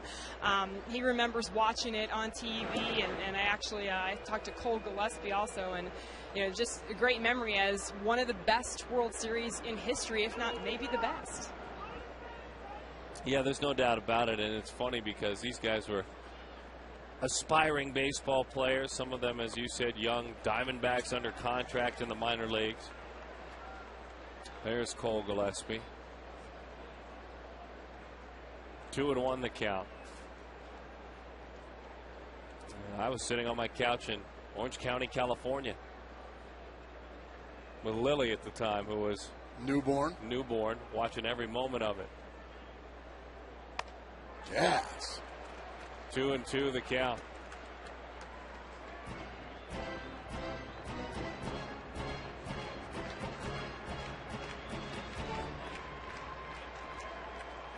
Two and two the count. West Miguel in the Dominican Republic is a Diamondback down, playing in the organization.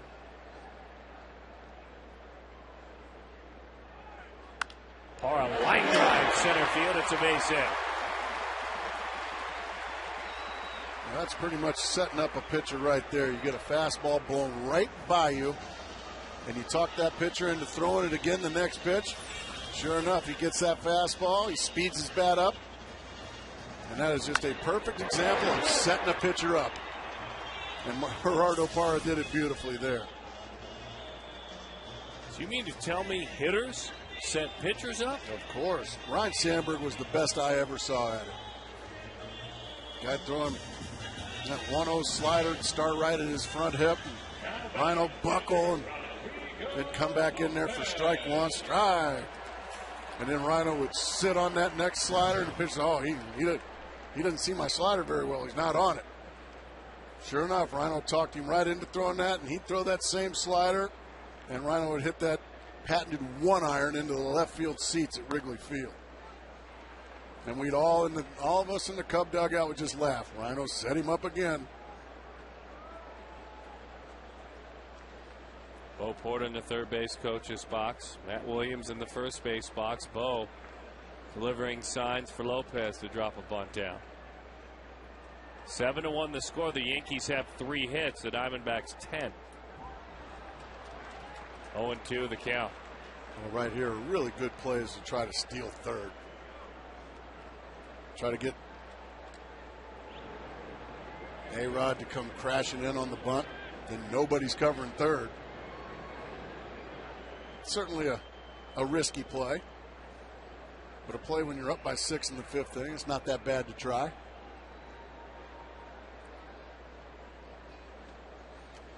Jeter jockeys behind Reynolds at second. Gets that one right off the plate. What a good-looking bunt. My goodness, he overran it, but he just got it. Posada was heading somewhere well beyond that ball, and it just checked up. What a great 2-strike bunt. A very good bunt. Rodrigo's having to do a lot of sprinting tonight. Right off the plate it goes. Don't look at it, Rodrigo. Don't look at it. Nice recovery there by Posada to get the out.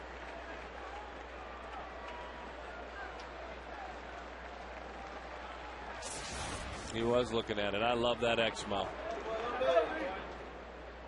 Going to have it all year, the rest of the year, I understand. That's great. Well, it just tells the whole story. Slows everything down. It's big league. 1-0 the count to Kelly Johnson. Looking forward to that. Kelly's 0 for 3. Flied out a couple of times. Grounded out to first. Well, he's dying to get a hit. If he gets a hit here, you talk about delivering a huge body blow. There's those hands you talked about. Unbelievable play by Mark Teixeira. Saved 2 runs right there. A rope. Beautiful play.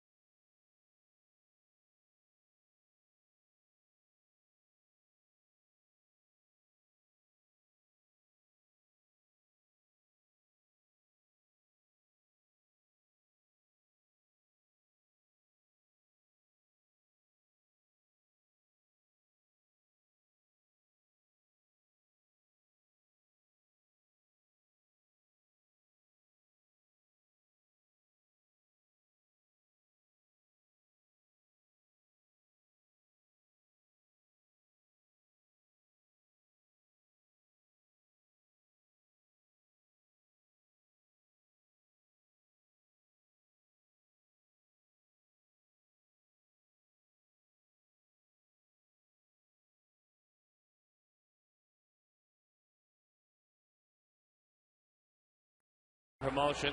Go check it out at the ballpark. Interactive. It's Kachinko. Section 111 here at Chase Field. Gila River Casinos. They head on out to their pool, by the way, at the new Wild Horse Pass Hotel and Casino this Sunday to refocus. As that one is away. 1-0 the count to Mark Teixeira. Look forward to doing a game out from the Kachinko kiosk. No, that won't be happening. Teixeira base it into right field.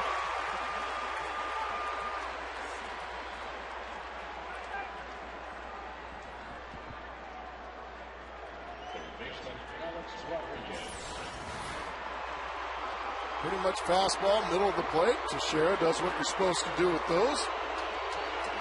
Rifles it into right field. That brings up A-Rod.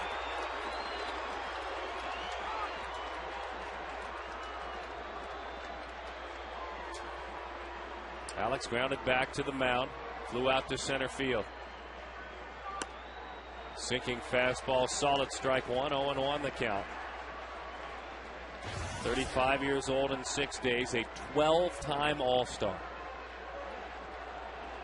And a 3-time most valuable player.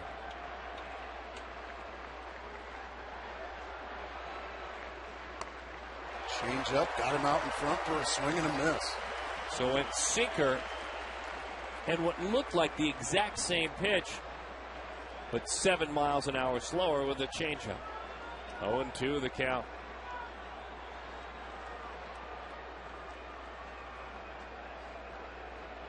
Fastball changeup, then on 0-2, Ian with another change.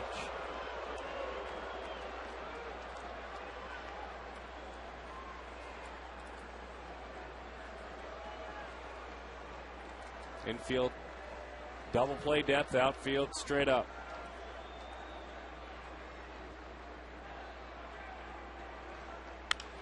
Line drive into the right center field gap. Will it go all the way to the wall? It will. Teixeira's out front and off to the races. They're sending him on around to the plate. No relay. 72 to score. 45 runs batted in for Rodriguez. The 48th run scored this season by Mark Teixeira. Let's walk you through this at bat against Alex. Rodriguez starts off wonderfully. A good sinking fastball for strike one, and then a beautiful changeup for strike two. He misses with another changeup, just barely. And then just a little cut fastball, middle, and out over. A-Rod just drills it into right center. Now I would imagine we've seen it happen in the 6th and 7th inning in the last two starts. Rodrigo starts to get a little bit weary, and the ball starts to elevate a little bit. And you take that all day off the bat of the league's leading hitter. One pitch, one out. It is a productive out, by the way. He gets A-Rod over to third base. But a late home run against Boston. A late home run against St. Louis. And that has been the story, because a bullpen works behind him with an ERA of more than 7 this year. AJ and Rodrigo put their heads together and stayed in the games as long as they can. And in a couple of occasions, it's been 1 or 2 batters too many. Right, the last 2 occasions. Nice breaking ball. But if this run scores here, and you get through these 6 innings with a 7-3 ball game, you'd certainly take that. But then you have to ask yourself, just how much longer do we want to stay with Rodrigo? Do you want to have happen what's happened the last 2 starts? And that is a really good outing ends up being, well, a below average outing, because you end up staying with a guy because you don't have anybody out there you can trust to get outs. So it's a rock and a hard place with AJ and Rodrigo.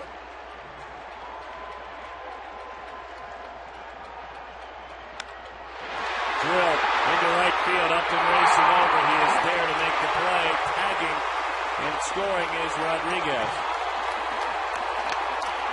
Yankees still trail by 4, but 2 runs into the inning. It is 7-3 for Jorge Posada. 25 runs batted in this year. Rodriguez scores his 35th run. Love those dugout mics. But Rodrigo has gotten through this pretty well. Now, that is a productive out. And it is now 7-3. But I think if you're Rodrigo Lopez, you definitely take that. Now you got 2 outs, nobody on, and you can just get back a little bit.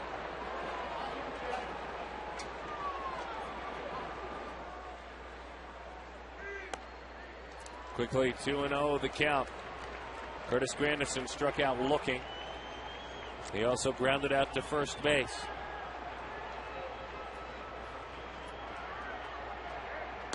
Oh, change up there, 2-0, and that one just froze Granderson. Good pitch.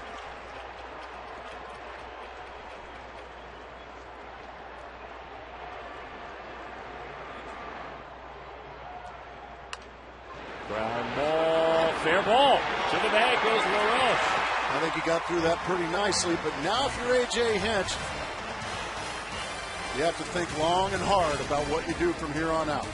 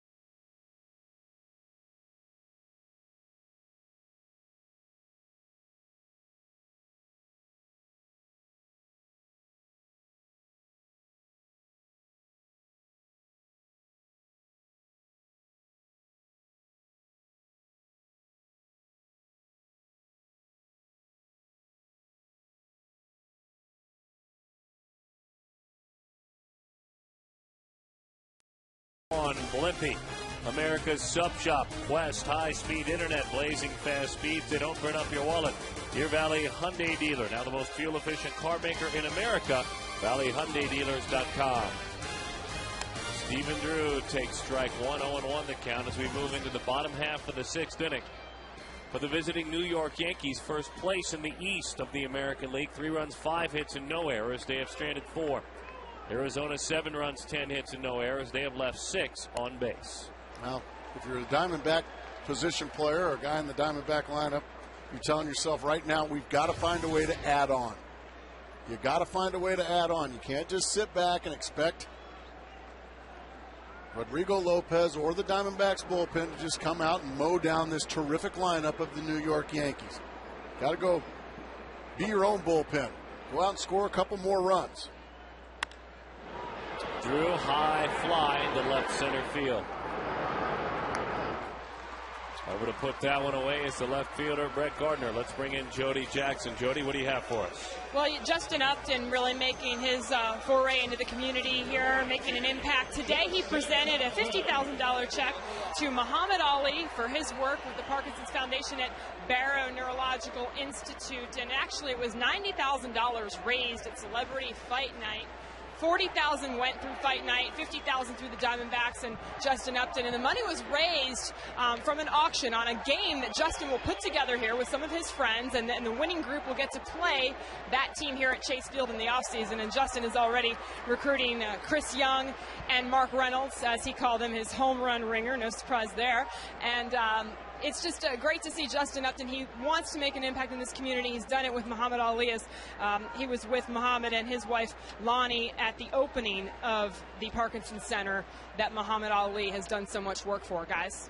Thank you, Jody. Good stuff. Congratulations to Justin. Using his celebrity and his influence, and of course getting a chance to spend a little bit of time this winter and also this afternoon with one of the greatest athletes in the history of sports, and one of the most influential still to this day in Muhammad Ali. Well, you don't throw the word icon around too often, but it certainly fits when talking about that man, Muhammad Ali. Justin had never faced the Yankees, and maybe the champ and his stardom shining on Justin before the game, inspiring him a bit. He was homered against the Yankees, singled and scored, walked, stolen a base and scored. He's still perfect against the team with 27 World Series titles.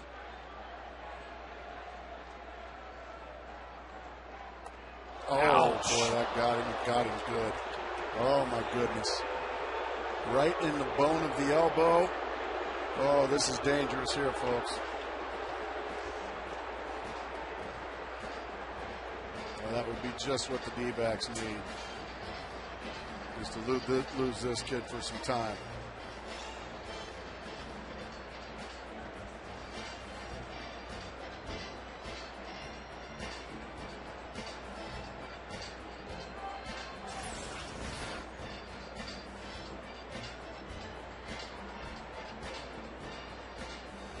And you could see they wanted to go up, but just sailed in. Yeah, right on the elbow bone. Boy, let's hope there's not a break there. There's no flesh to save that elbow.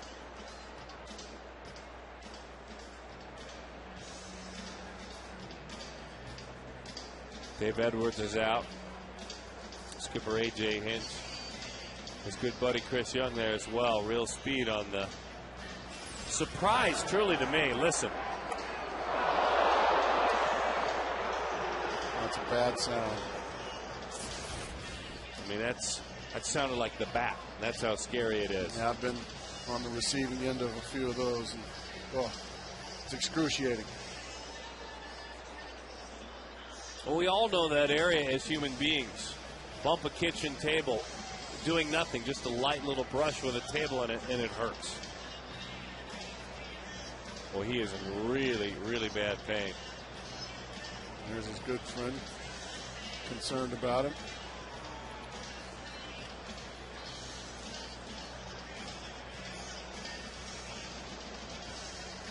Let's see if he stays in the game or if he takes a walk. to the dugout. I think he wants to stay in the game. He's getting a little leg on the back of that. See a little bump. Sure. Put a little sleeve on there, one of those reduction sleeves on there. Oh, yeah. You got a little Titleist growing there.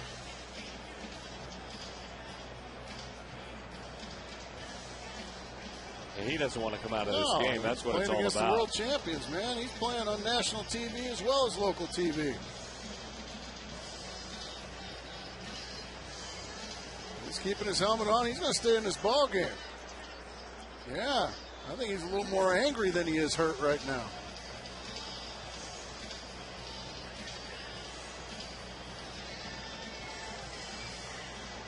Colorado Rockies lost their young talented superstar, Troy Tulowitzki. I love seeing smiles down there from Upton. Dave Edwards, he's going to stay in this game. That is great news.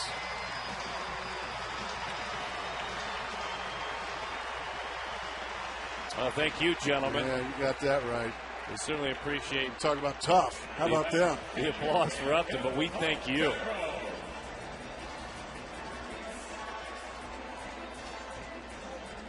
That's Tulowitzki hit by a pitch the other day. Broken wrist. He is down in Denver. That's good to see Justin moving around. All right, here we go. Miguel Montero, who last made it out, I think, in spring training. As he takes a change up for strike one. Well, so far, Justin's day, even though it's a painful perfect, it remains perfect. Get a little ice on there after the game, he'll be just fine. He's a tough kid. Gets that one on the ground. Could be 2, 6, 4, 3. A double play. Let me tell you something. Robinson Cano knew to get to that bag at second and get out of Dodge with that man coming in.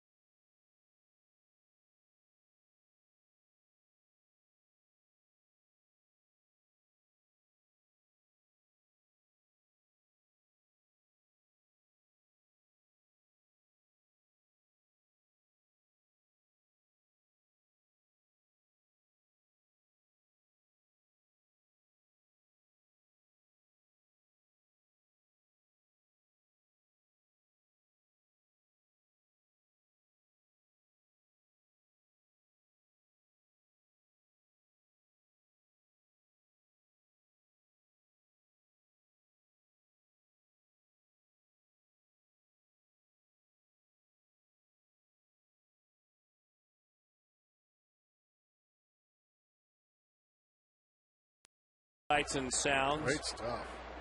From this game one of a 3-game series. Taking a button with him, Brett Gardner. Gardner is on. Oh, what a level of excitement and just pure unadrenalated speed on the base paths by that man. I mean, he is really fun to watch, Gracie.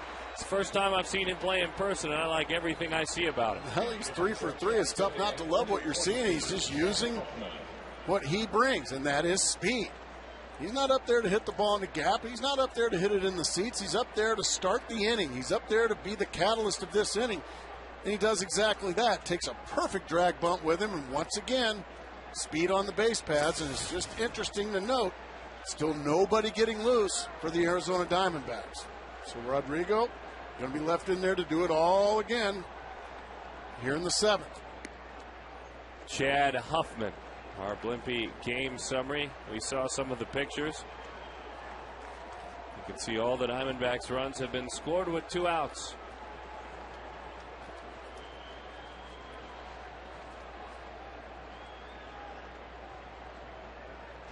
LaRoche, Upton, and Reynolds with home runs.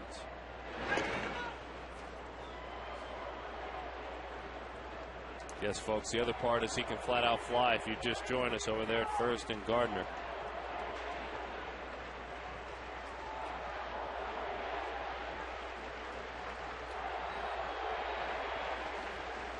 Picked up this winner from the San Diego Padres, added to the 40-man roster in April, Chad Huffman. That pitch is in. He is a big old boy, this Huffman.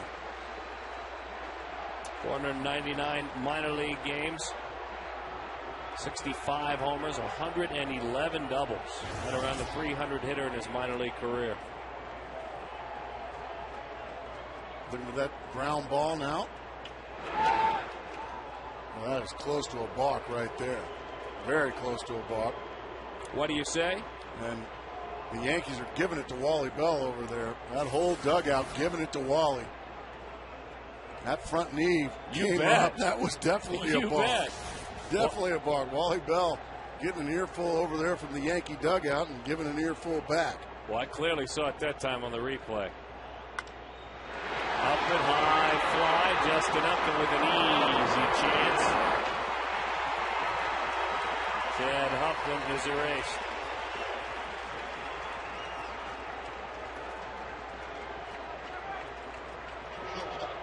Back to the top of the order and Derek Jeter.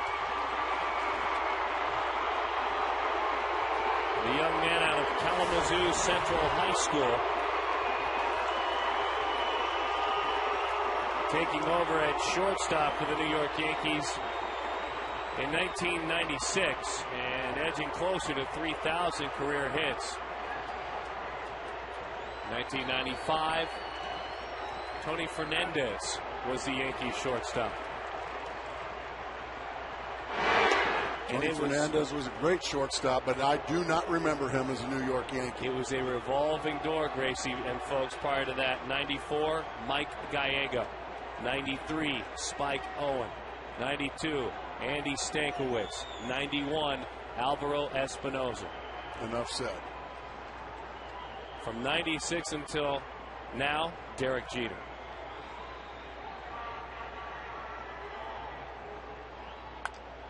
Jeter skies it to Chris Young in center field. 2 outs in the inning.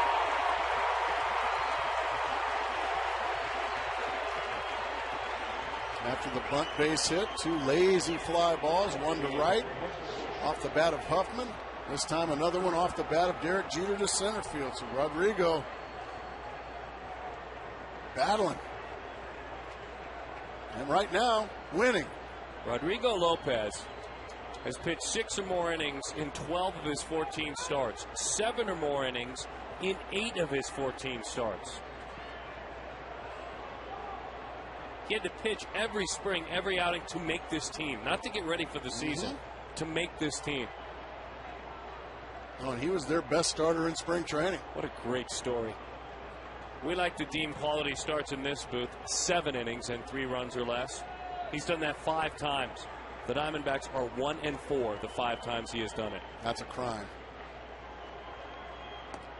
Outside. No one's going to sit here and deny the ERA that is over 4.5 for the right-hander. But you have clearly seen a veteran right-hander pitch a couple of times too deep into games and have that ERA spike. Or someone come in and give up a couple of his runs that were left out there. He's had a good year. Just put it that way.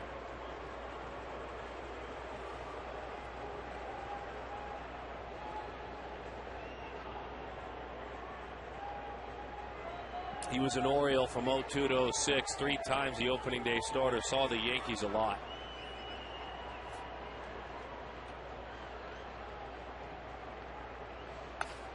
Hard ground ball. Oates stumbled as he went down, and that one gets by him. Rodrigo did not go to back up third. Now he hustles over there and ends up behind the plate. That phone ringing in the bullpen now. I think LaRoche thought this ball was hit harder than it was. It was not hit hard. You see the dive, but then, oh, the ball's not here yet. I think sometimes you get hit a changeup, and unfortunately, Adam misjudged the changeup and dove for a ball. Yeah, well, he just didn't need to dive for it. That'll go as a hit, only because Adam played it into a hit. Boy. Mark Teixeira pops it up. What a changeup he just threw him. Justin Upton puts it away. What a night. Do it, son.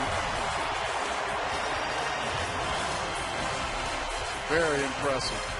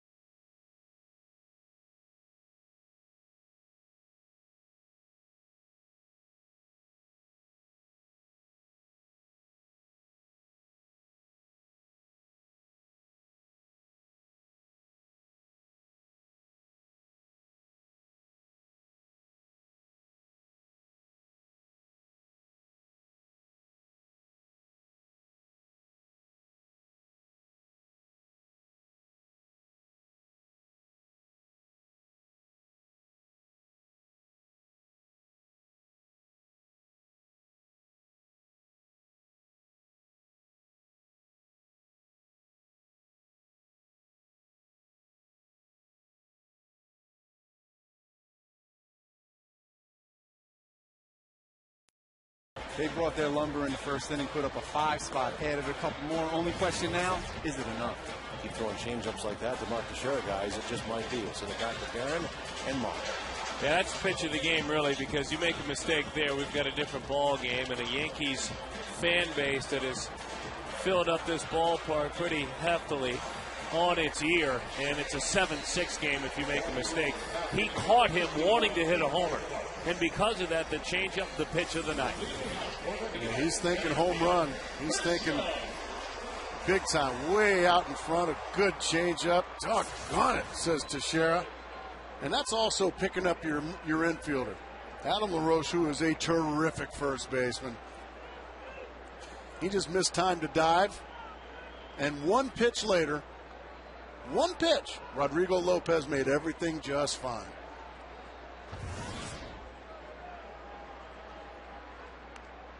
Chris Young pops up a bunt. And that one is fouled off. Chan-Ho Park is working.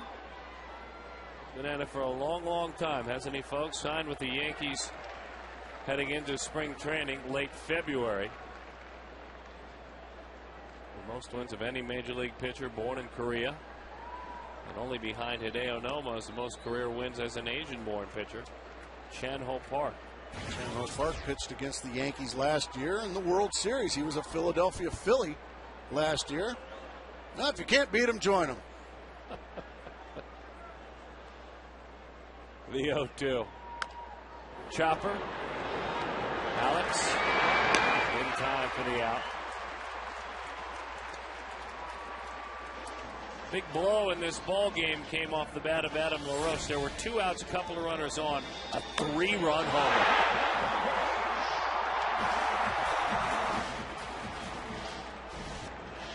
And that made it 4-0 at the time. Long, long home run off the bat of Adam LaRoche. So this is now a real quality start anyway. The 18th time a Diamondback starting pitcher has gone 7 or more innings with 3 runs or less allowed. The 18th time. For us, it's a quality start. In this booth. In this booth. The Diamondbacks, should they hold on and win this game, would finally move to 500. They are 8-9 the first 17 times. The only team below 500 when they get 7 or more and 3 earned runs or less. That's got to have that man pulling his hair out. Oh, man. Well, it's a lot grayer.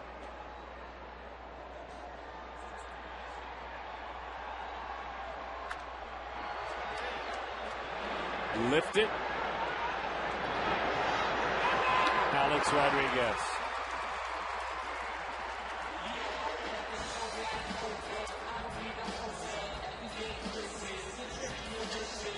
Want to remind all of you looking ahead, the best players in the game gather on one night on baseball's biggest stage, the Major League Baseball All-Star Game.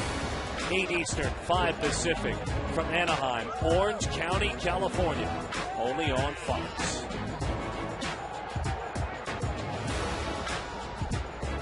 A couple of guys here that we may see at that All-Star Game.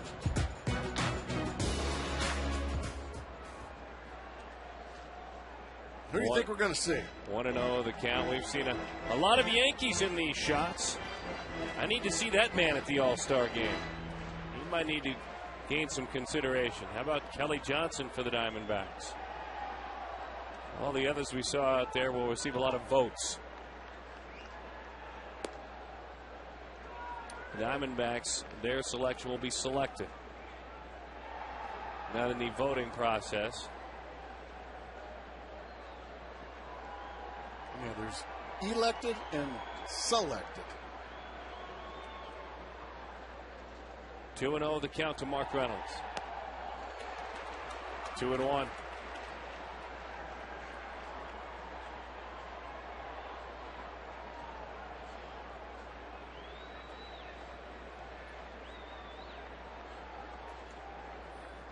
Seven hits for the Yankees, 10 for the Diamondbacks.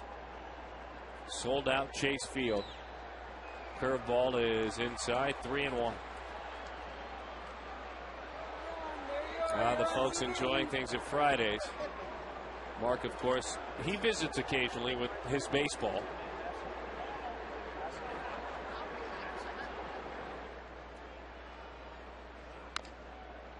Three and two the count.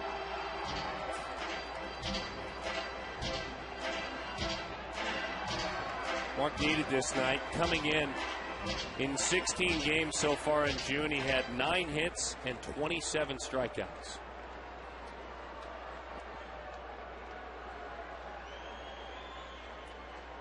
Three-two, hanging around. And the change up there on 3-2, and he was able to hang around. Mark's had himself a very good night. A long ball to start his night, to cap off a 5-run first, and back-to-back walks. He's having a good at-bat here against Chan-Ho Park.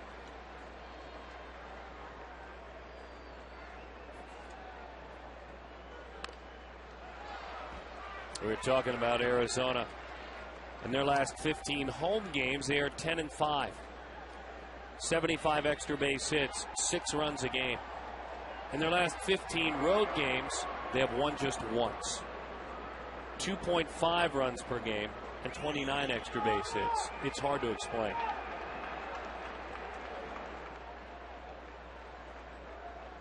The 3-2.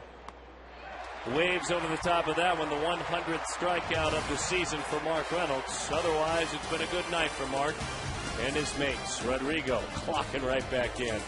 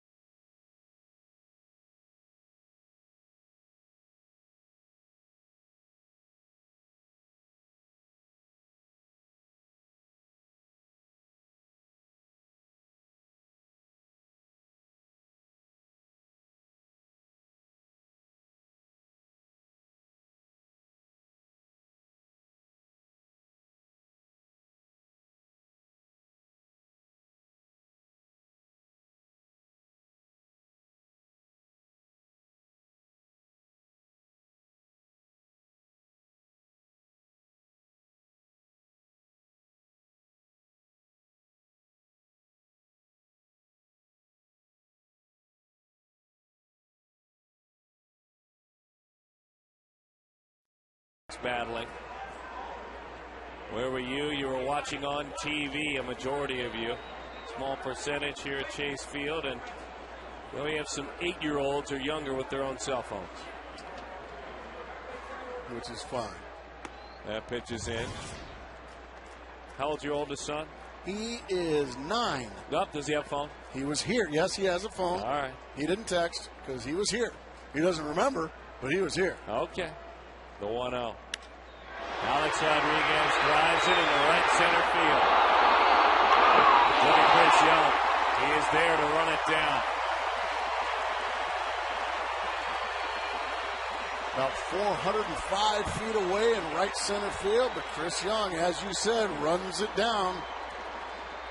Rodrigo Lopez. Just another chapter in this gutsy effort.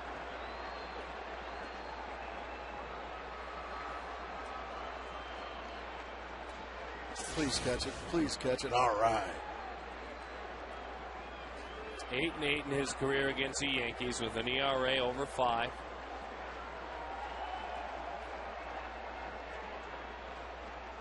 The last time he faced him, he beat him, but it was a different kind of an outing.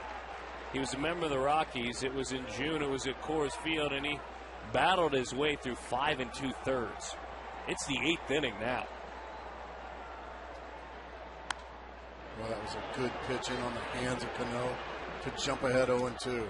Fastball away, strike 1. Fastball in, strike 2. Well, come on up here. I'll sign him.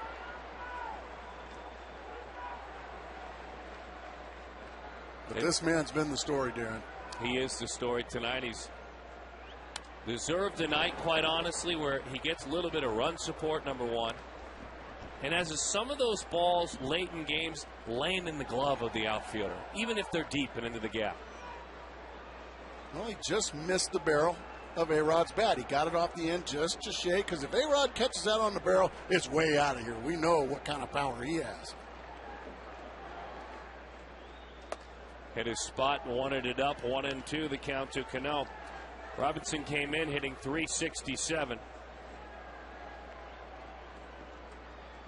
And really rolling. 32 multi-hit games coming in. 10 3-hit games this year. Goodness. That's a lot of hits. 10 3-hit games. Tonight, though, he's been quiet. Hasn't that been a big part of the story? I mean, looking back tonight on Rodrigo, his ability to have hitters starting and stopping, really changing speeds and going in when he needs to. I agree with you. He has made some very good 2-strike pitches tonight. They haven't all been for strikeouts, but they've gotten a lot of the handle, a lot of the end of the bat. Right now, Robinson Cano fighting off some good pitches.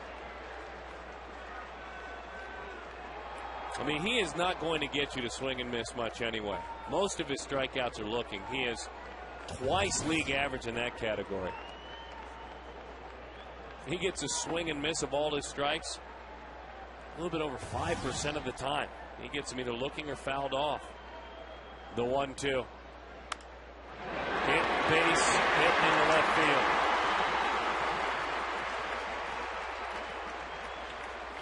That was up.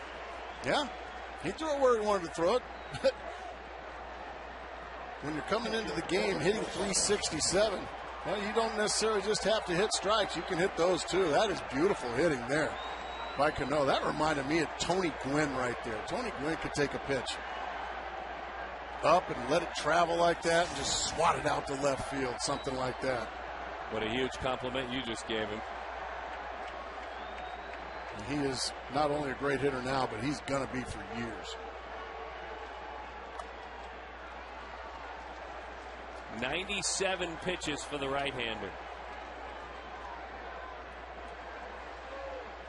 Looks like Vasquez getting ready quickly in the bullpen. Esmeralda Vasquez warming up in the bullpen. Rodrigo looking for a ground ball double play. Good pitch right there, right at the knees. That would have been it if he hits it. He has rolled up 6 double plays this year in 63 opportunities. That's about league average.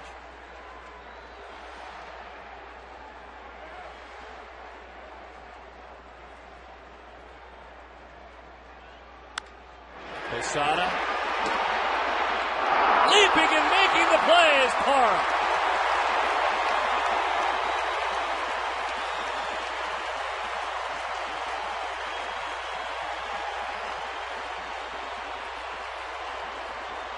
It looked like Parra may have misjudged this a shade, but then he finds his way getting back and makes a leaping grab. Beautiful play there by Parra.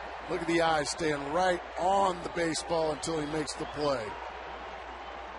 Big time play right there. Every little bit helps now. You're 4 outs away from beating the defending champions. 1-0 the count to Curtis Granderson.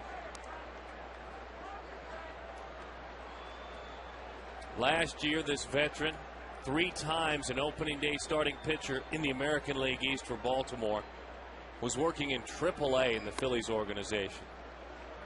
When he pitched in the big leagues, he struggled. When he pitched in 07 in Colorado, his ERA was nearly 6. Had his elbow rebuilt, was watching Diamondbacks TV while he was rehabbing, trying to get stronger because he lives here in the Valley. Communicated over the winter with the Diamondbacks that he would just love a chance. Love an invite to spring training. That's all. Just give me a locker where I can hang my shorts when I go to work and a jersey with any number on it. I'll make your team. 2-1 the count. What a beautiful 2-0 pitch that was.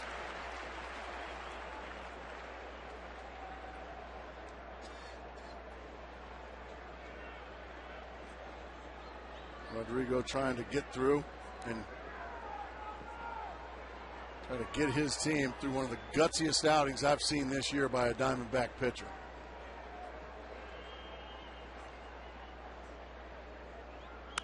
High pop. Stephen Rue is there. 100 innings on the season for the man who wasn't even supposed to be in the major leagues this year. And inning number 100. He strolls into the dugout after absolutely dominating the defending World Series champion New York Yankees.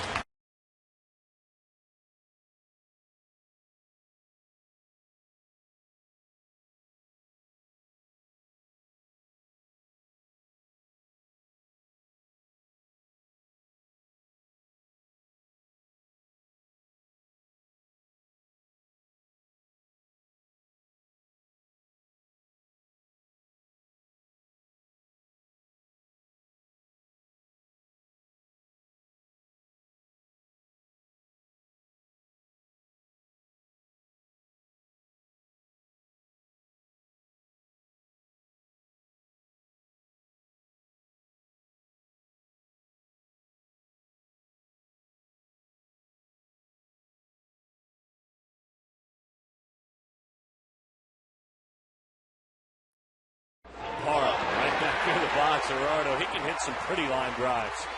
That's almost a carbon copy of his last at-bat. Holy.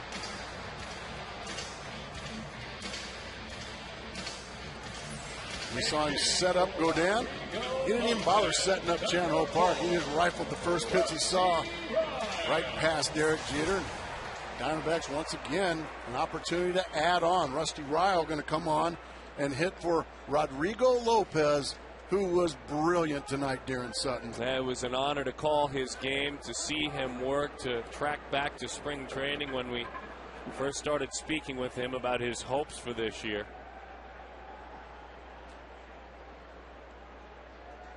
Here's Rusty Ryle. That was back in the day where you thought in a couple of weeks you'd have Brandon Webb and Lopez would be a good number 4 or number 5. He's got 100 innings now for the Diamondbacks. Brandon Webb is, who knows if we'll see him again this year. And Rodrigo has served as a very important part of this team. And so is Rusty Ryle, by the way, who made this club with his efforts in spring training. He's hitting over 300 this year as Rusty Ryle. Had a good day yesterday, didn't he? He was one of very few that was able to solve Max Scherzer, the former Diamondback. He smoked 2 singles off Scherzer in that 3-1 loss, and also plays the game hard, man. How about the way he broke up that double play? Ramon Santiago, you'll remember this young man. He plays the game hard, but he plays it clean. You want to know how focused Ryle is and how he plays the game? The first words he said to me when I saw him around the cage today, didn't speak with him on the flight yesterday. First words, "Hey Rusty, how you doing?" Santiago didn't touch that bag at all, did he, Sut? First words out of his mouth today. He's still thinking about that play. He didn't. I said, oh, by the way, Rusty took a Sunday stroll in the park and paid a dear price.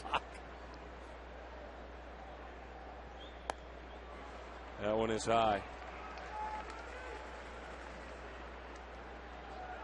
Diamondbacks also putting their foot on the gas a little bit on the base pads in support of that man.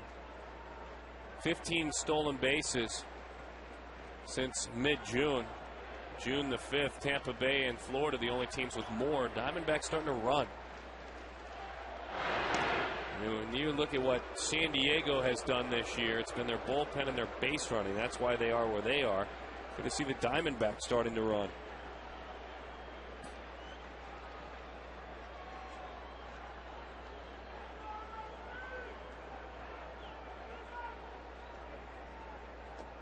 Want to remind everyone as we look ahead what's brewing. On Fox Sports Arizona, Andy Pettit against Dan Herron. My goodness, that's tomorrow. That is a great one right there. And Javier Vasquez against Dontrell Willis, the former Diamondback and Vasquez.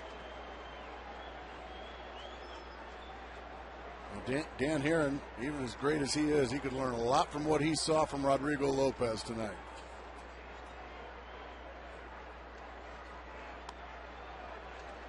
Nice breaking ball there, and that one just buckled the knees of Rusty Ryle.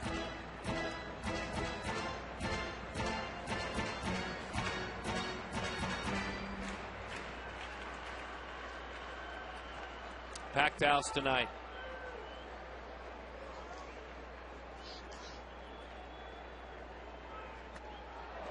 Got him to swing through that one. The action comedy night and day. Tom Cruise, the agent. Cameron Diaz caught between him and those he claims set him up. It's a lot of fun. It's a globe-trotting adventure. Night and day. Go check it out. Coming to a theater near you on Wednesday. I know Gracie and I are going to go see it. We have a late afternoon game Saturday in Tampa. We're going right to night and day. Check it out, no question. Looking forward to it, actually. Bring Gonzo with us.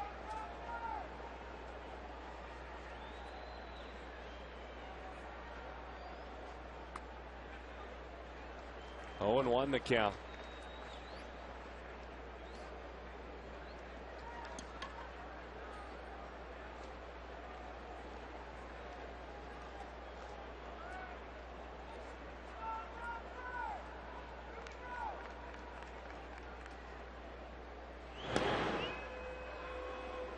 Let's get Kelly a hit here. Kelly needs a hit. He's hit the ball hard a couple of times. Been robbed a couple of times by first baseman Mark Teixeira. He's 0 for 4 tonight. Diamondbacks have 11 hits. But him and Stephen Drew, the first two batters in the lineup, are combined 0 for 8. Kelly Johnson into right field. All right, there's his hit. All right, now we're talking. It's funny. Baseball's a funny game. That one not nearly as hard as a couple of his outs. And that's all you have to do is just ask, huh? Ask and you shall receive. Johnson catches that one off the end of the bat. Great effort out here by Nick Swisher, but he just comes up a little shy. Really does a nice job of flagging it and not letting it get past him. Where both D-back runners still be running. Let's get Steven a hit here. We're going to go to that well again. I like it, Darren. He is 0 for 4. Couple of ground outs. 3 to be exact, and he's also flied to left field. Breaking ball just missed away. Steven 6 for 22 on the trip. 3 for 11 coming in his career against the New York Yankees.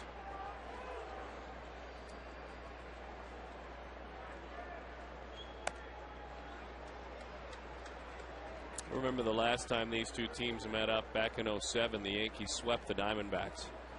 And it felt like on that day that, and on a couple of days in New York, that the Diamondbacks went on to have a great season in the end.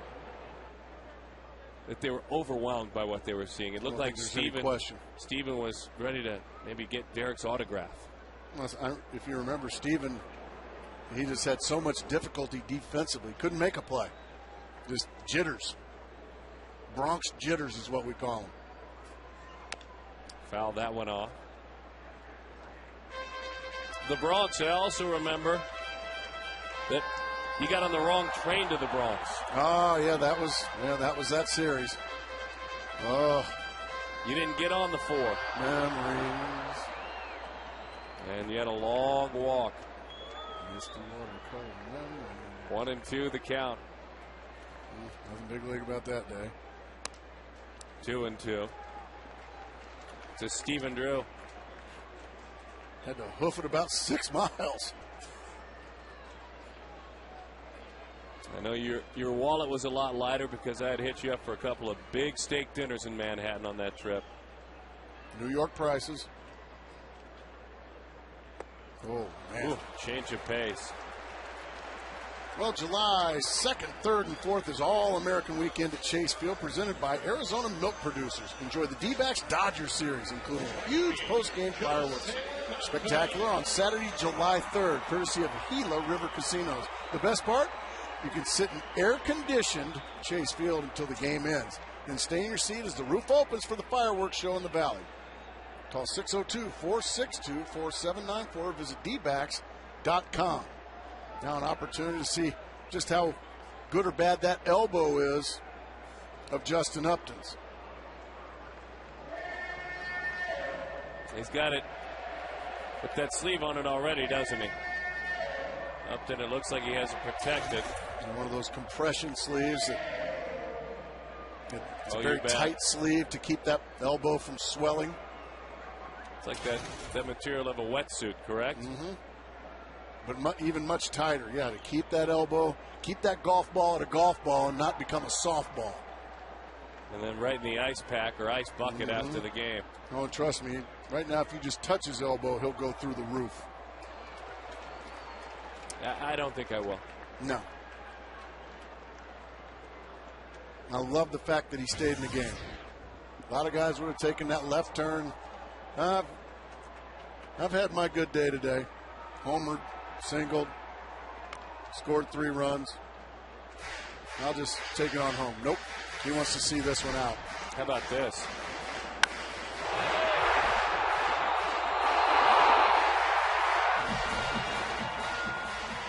That was the first run of the ball game. You commented on how quickly it got out of here.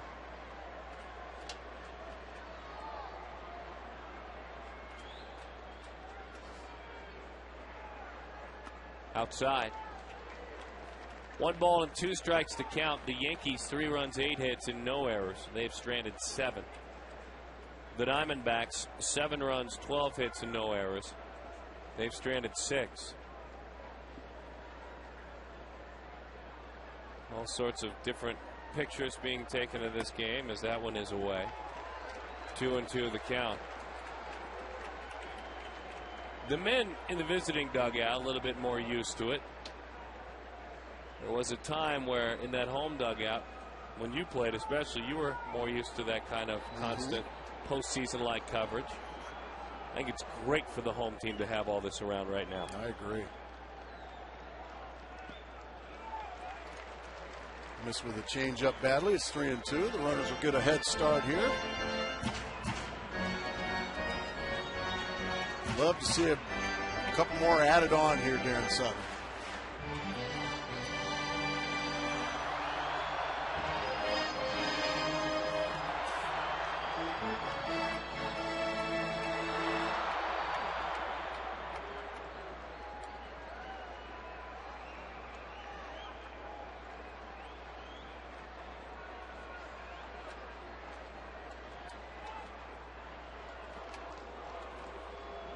Park, just in case, takes a peek back. 3-2, 2 outs. Upton homered, singled, walked, stole a base, was drilled by that pitch we told you about. 3 runs scored. Runners go. Upton! Deep left field again! A perfect night against the Yankees. How's that elbow feeling?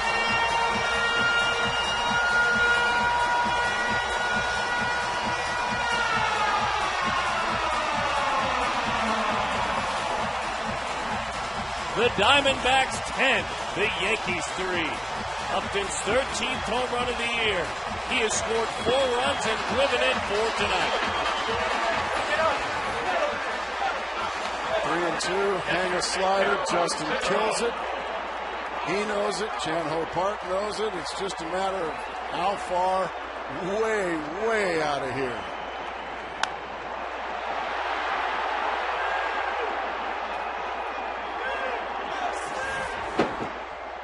That's how you get back at a team for hitting you in the elbow right there.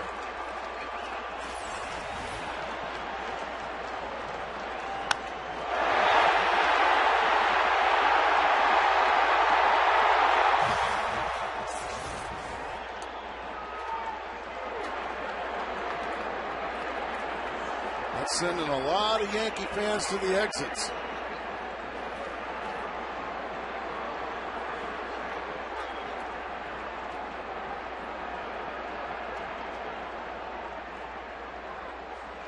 One and one the count.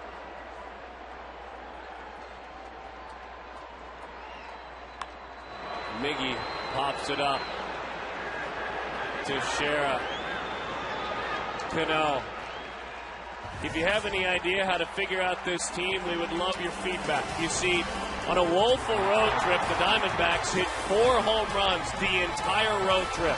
They have 4 home runs tonight against the defending World Series champion, New York.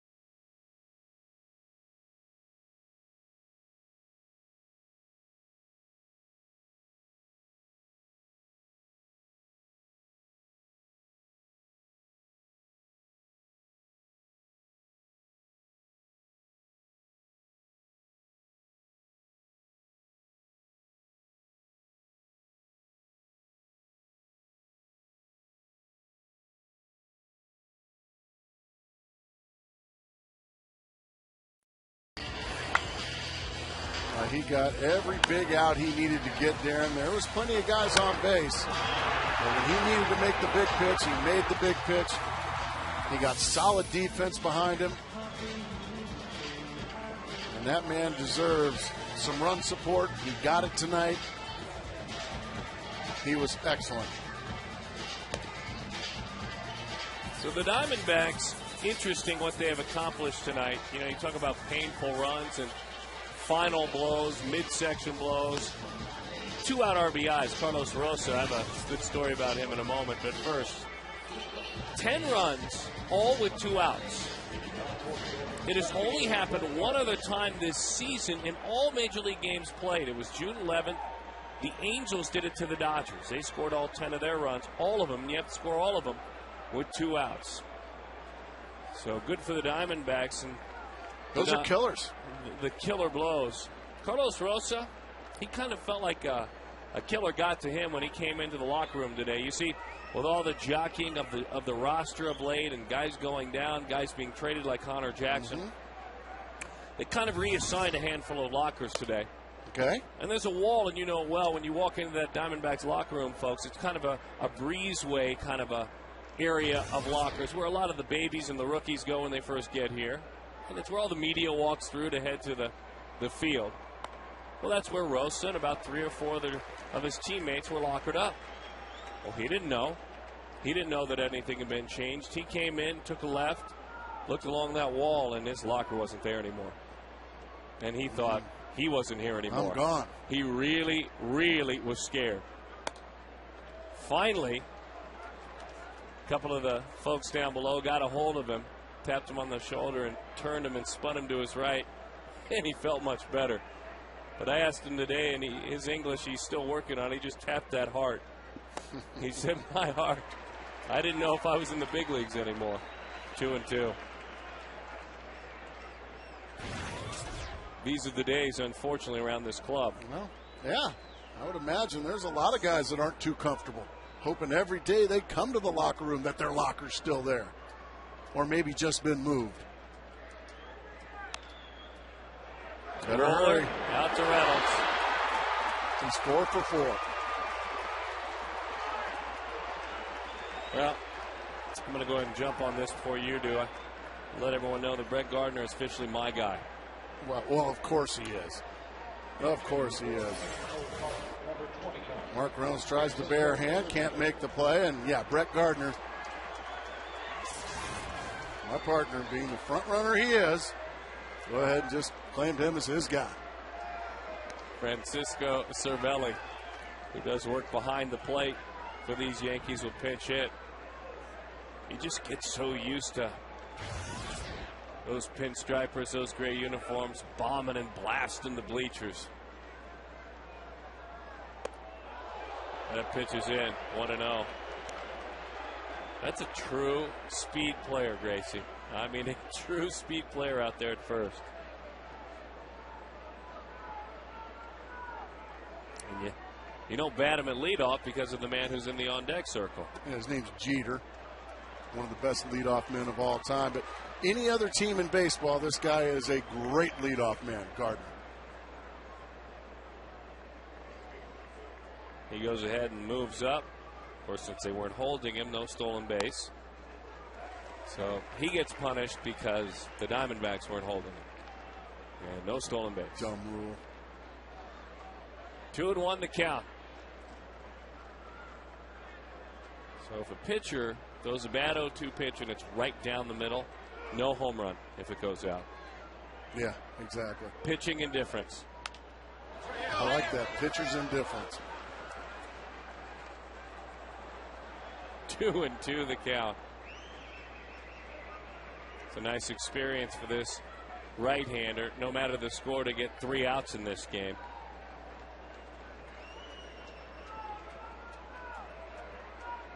For a bullpen that has had trouble doing so all year long.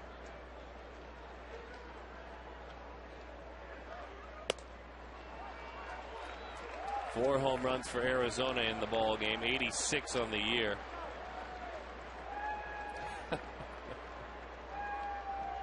Got a great crowd. Yankee fans and D-back fans have behaved themselves nicely.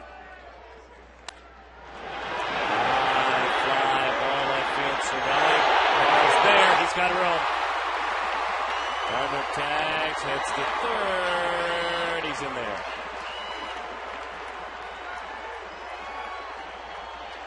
One out. Watching the ball all the way in again. Nice play by Parra.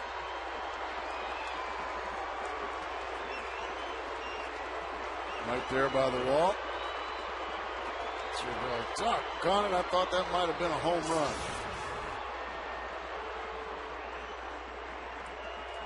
Derek Jeter has walked and flied to every outfielder, left, right, and then center.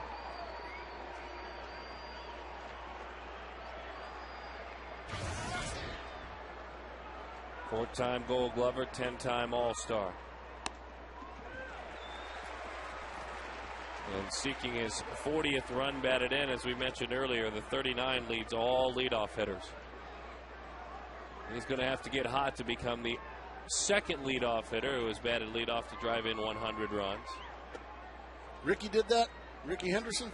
Darren Erstad. The only other leadoff hitter to do that. And mind you, all of the at-bats coming out of that one spot. The year he had 240 hits. Well, there's a changeup for you. I guess so.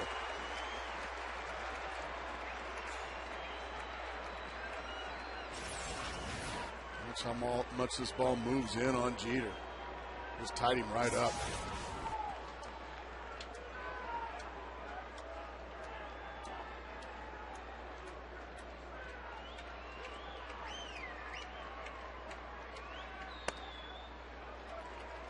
Two and two, the count.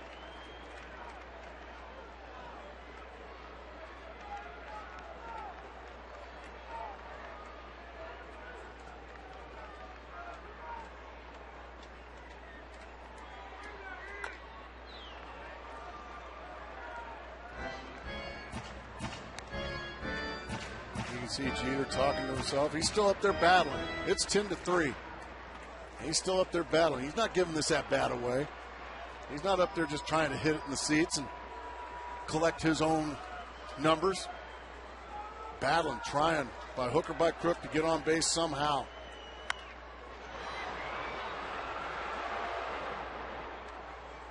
Fighting off tough pitches.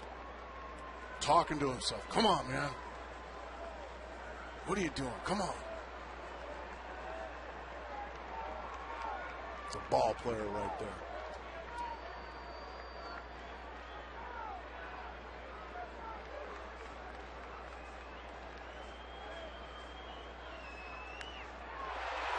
And he keeps fouling off pitch after tough pitch to keep the at-bat alive. As you well know, because you had to do it, you don't get up and over 1,500, then 2,000, then 24, 2,500. He's almost to 3,000 hits without a lot of at-bats like this. That's exactly right. In the ninth, down 10-3. Does it mean he's going to get a hit? Of course it doesn't. But, man, most hitters would have been disposed of 5 pitches ago. Battling. As you said.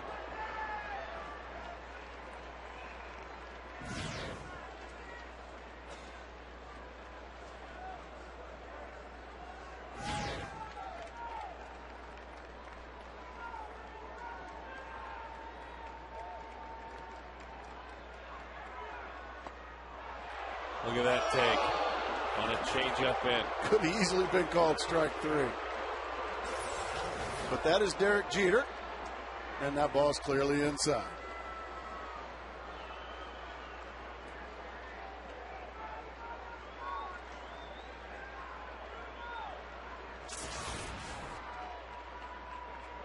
Another pitch. Low, ball 4. He has walked twice. He earned that one.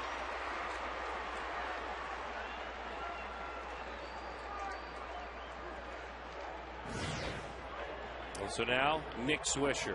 Tripled, singled. He's also fly to right and popped to second.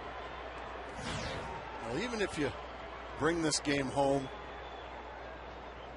but if you allow the Yankees to score a couple or 3 runs right here, all of a sudden, even though you win this ball game, momentum into tomorrow's game is all with the Yankees. So you're really wanting Rose to find a way to slam this door. If you give up one, that's fine. But you don't want to start giving up gappers and long balls. And next thing you know, have to get a couple of guys up in the bullpen, something like that. You just want to slam the door right here.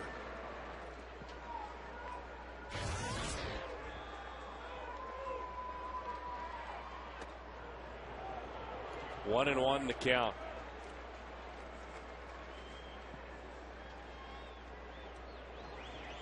Meanwhile, there it is. Somebody's having to get loose. Blaine Boyer it is. High fly ball into left center field. Young's got room. A run scores with just one.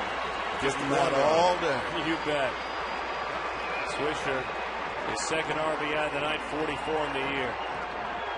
Gardner scores his 48th run this season. 2 outs, it's 10-4.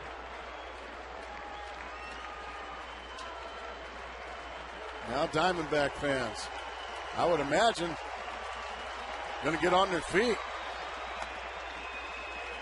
Jeter moves on up to second base. Diamondback fans, I would imagine, going to get on their feet. You know he will. That's our guy. That's my guy. You go ahead and have Brett Gardner. That's my guy. Oh no, that guy's my guy as well. Joe Fan. There you go. That's what I'm talking about. Get a little excited. The 1-0. 1-1 the count.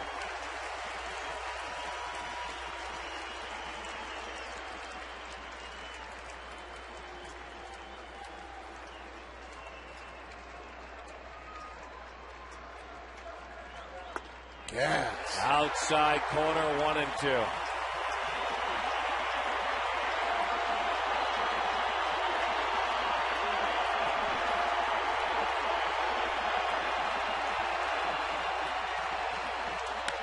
Bouncing ball. How about that? Another changeup beats Teixeira as the Diamondbacks beat the New York Yankees. And these D-backs fans, they showed up. They might have felt outnumbered early, but those Yankee fans were quieted throughout the night. Good to see the Diamondbacks find their offense, their youth, their energy, their effort once again against these New York Yankees. 10-4 the final score. A whole lot to talk about in our post-game show. I know Todd is ready. Joe is ready. Gracie and I will help out just a bit. It's a great way to